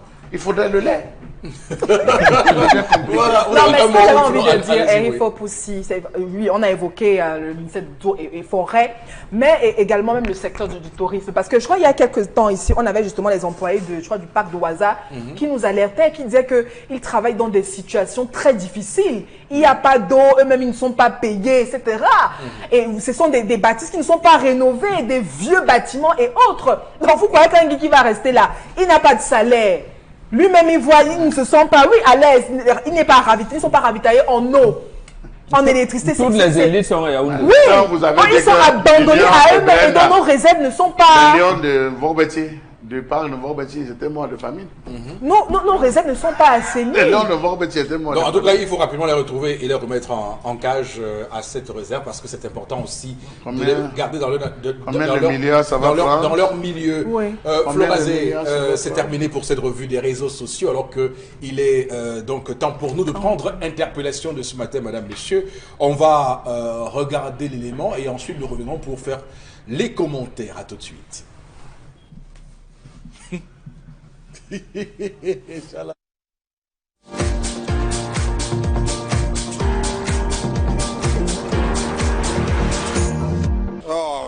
Sans plus aller très loin, je pense qu'il faut dégager ce gouvernement parce que ce gouvernement n'est plus à la hauteur. Ah oui, vous vous rendez compte qu'au XXIe siècle, après 46 ans de pouvoir, vous imaginez qu'il n'y a pas d'autoroute au Cameroun, à la capitale économique comme celle-ci, il y a un manque d'eau potable, c'est n'importe quoi. Ne me dites pas que dans un pays avec beaucoup plus d'intellectuels, on les regroupe dans la diaspora et partout, et qu'on nous dise que c'est un monsieur de 86 ans qui peut continuer à... Non, j'ai dit non, c'est pas possible.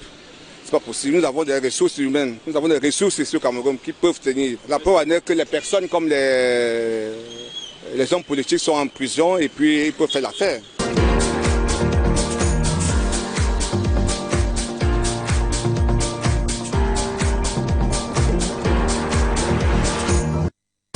Alors, la question de l'eau potable au Cameroun, à Douala, dans une grande ville comme Douala, la plus grande ville du Cameroun, dans la plus grande ville du Cameroun, on subit des problèmes d'eau. C'est quand même inacceptable ça, hein, Bengan. C'est vraiment inacceptable. Oui. Nous avons un département apparemment qui s'appelle Ovouri. Voilà. Et que les études montrent que la nappe phréatique ici est complètement fournie. Oui. Mais on ne voit l'eau ici que lorsqu'il y a inondation pour s'aimer la désolation dans les familles.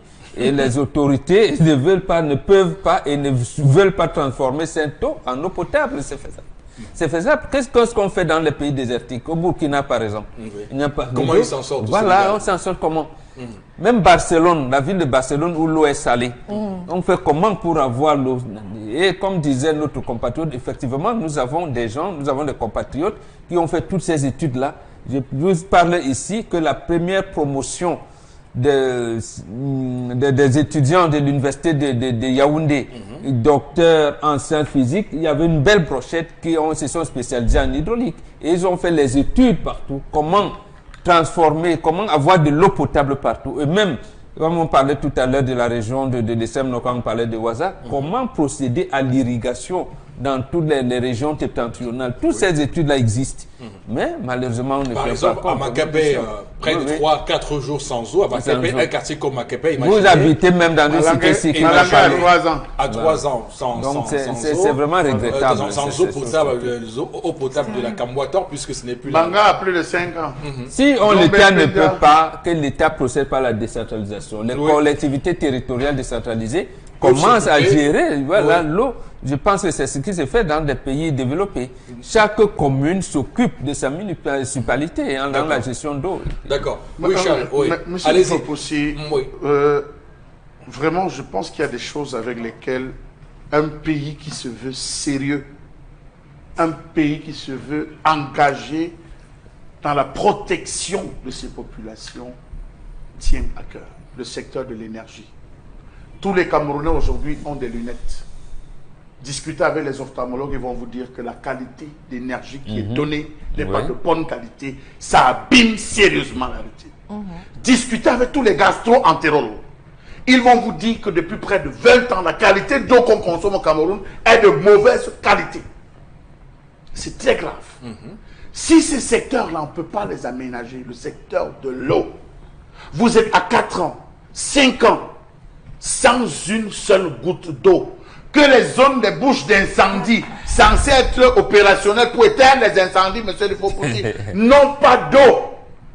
Mais ça veut dire que ce pays est à refaire littéralement et considérablement, et que ceux qui sont là à la tête doivent céder, qu'ils le veuillent ou non, parce que le peuple a soif. Voilà les femmes qui tout à l'heure dans le BAM ne peuvent plus aller à l'eau. puiser de l'eau, monsieur, il faut pousser à cause des lions qui se sont échappés. Triste misère. Que nous sommes dans une capitale économique comme celle-ci. Nous avons des ingénieurs qui sont arrivés d'Afrique du Sud. Bobo Ola signalé, mais je vais le dire, ils sont venus d'Afrique du Sud. Ils ont sillonné tout le littoral camerounais. Ils ont fait une étude qui portait sur la construction des mini-châteaux d'eau. Oui. Des mini-châteaux d'eau. Ils sont allés jusqu'à démontrer que le château d'eau de Deido était dépassé. Oui, tout à fait. Était dépassé. Il fallait repenser les nouveaux châteaux. Oui. Il fallait la construction. Ça demandait combien, monsieur Eric Fopoussi? C'était un mini projet, des mini barrages. C'est-à-dire, on calcule, ils ont calculé tout en termes de hauteur. Si on a dit qu'on monte un mini barrage ici, ça peut alimenter 50 000, 100 000 personnes. On va en monter, c'était combien? 30 milliards. Ils ont même proposé justement que comment vous appelez, les sapeurs-pompiers fassent des détachements à côté de l'eau. De l'eau. À côté de voiliers, Voilà. des trucs. Ils ont même Ils sont proposé. bon des projet, détachements. monsieur Eric Fopoussi. Regardez dans quelle situation on est. Combien d'argent a été dépensé pour le raccordement à Ayato? Vous voyagez lorsque vous prenez la route de l'Ouest. La station de captage. Le captage, on est en train de creuser. Mais il n'y a pas d'eau. On a soif, monsieur. 58 départements, 58 bancs de fleuves. De rivières, oui. Oh, c'est pas ça. Malheureusement. Alors, il y a d'ailleurs un ingénieur camerounais qui va aux États-Unis. Il a également lui aussi proposé, comme vous le voyez, le modèle américain que les arrondissements, les communes puissent gérer chacune sa part de station d'eau. Oui, il est absolument. ingénieur en traitement d'eau. Il avait évoqué évidemment la manière avec laquelle on pourrait traiter ces eaux-là, puisqu'on se plaignait que quand bien même il y a l'eau du robinet, on voit quand même que le traitement est approximatif parce que vous recueillez de l'eau et la couleur ressemble, comme on l'a parfois vu sur les images, à de l'eau de Torrent. Flora Zéoui. C'est une question qui touche tous les Camerounais. À l'heure où je vous parle, je suis sortie chez moi, il n'y a pas d'eau. À Kouanon, vous avez cité les quartiers qui sont à 2 semaines, 3 semaines dans la ville de Douala. Même dans les cités-ci. Et justement, vous avez un quartier pratiquement de 2000, je prends un exemple, 2000 personnes qui n'ont que pour un point de repère,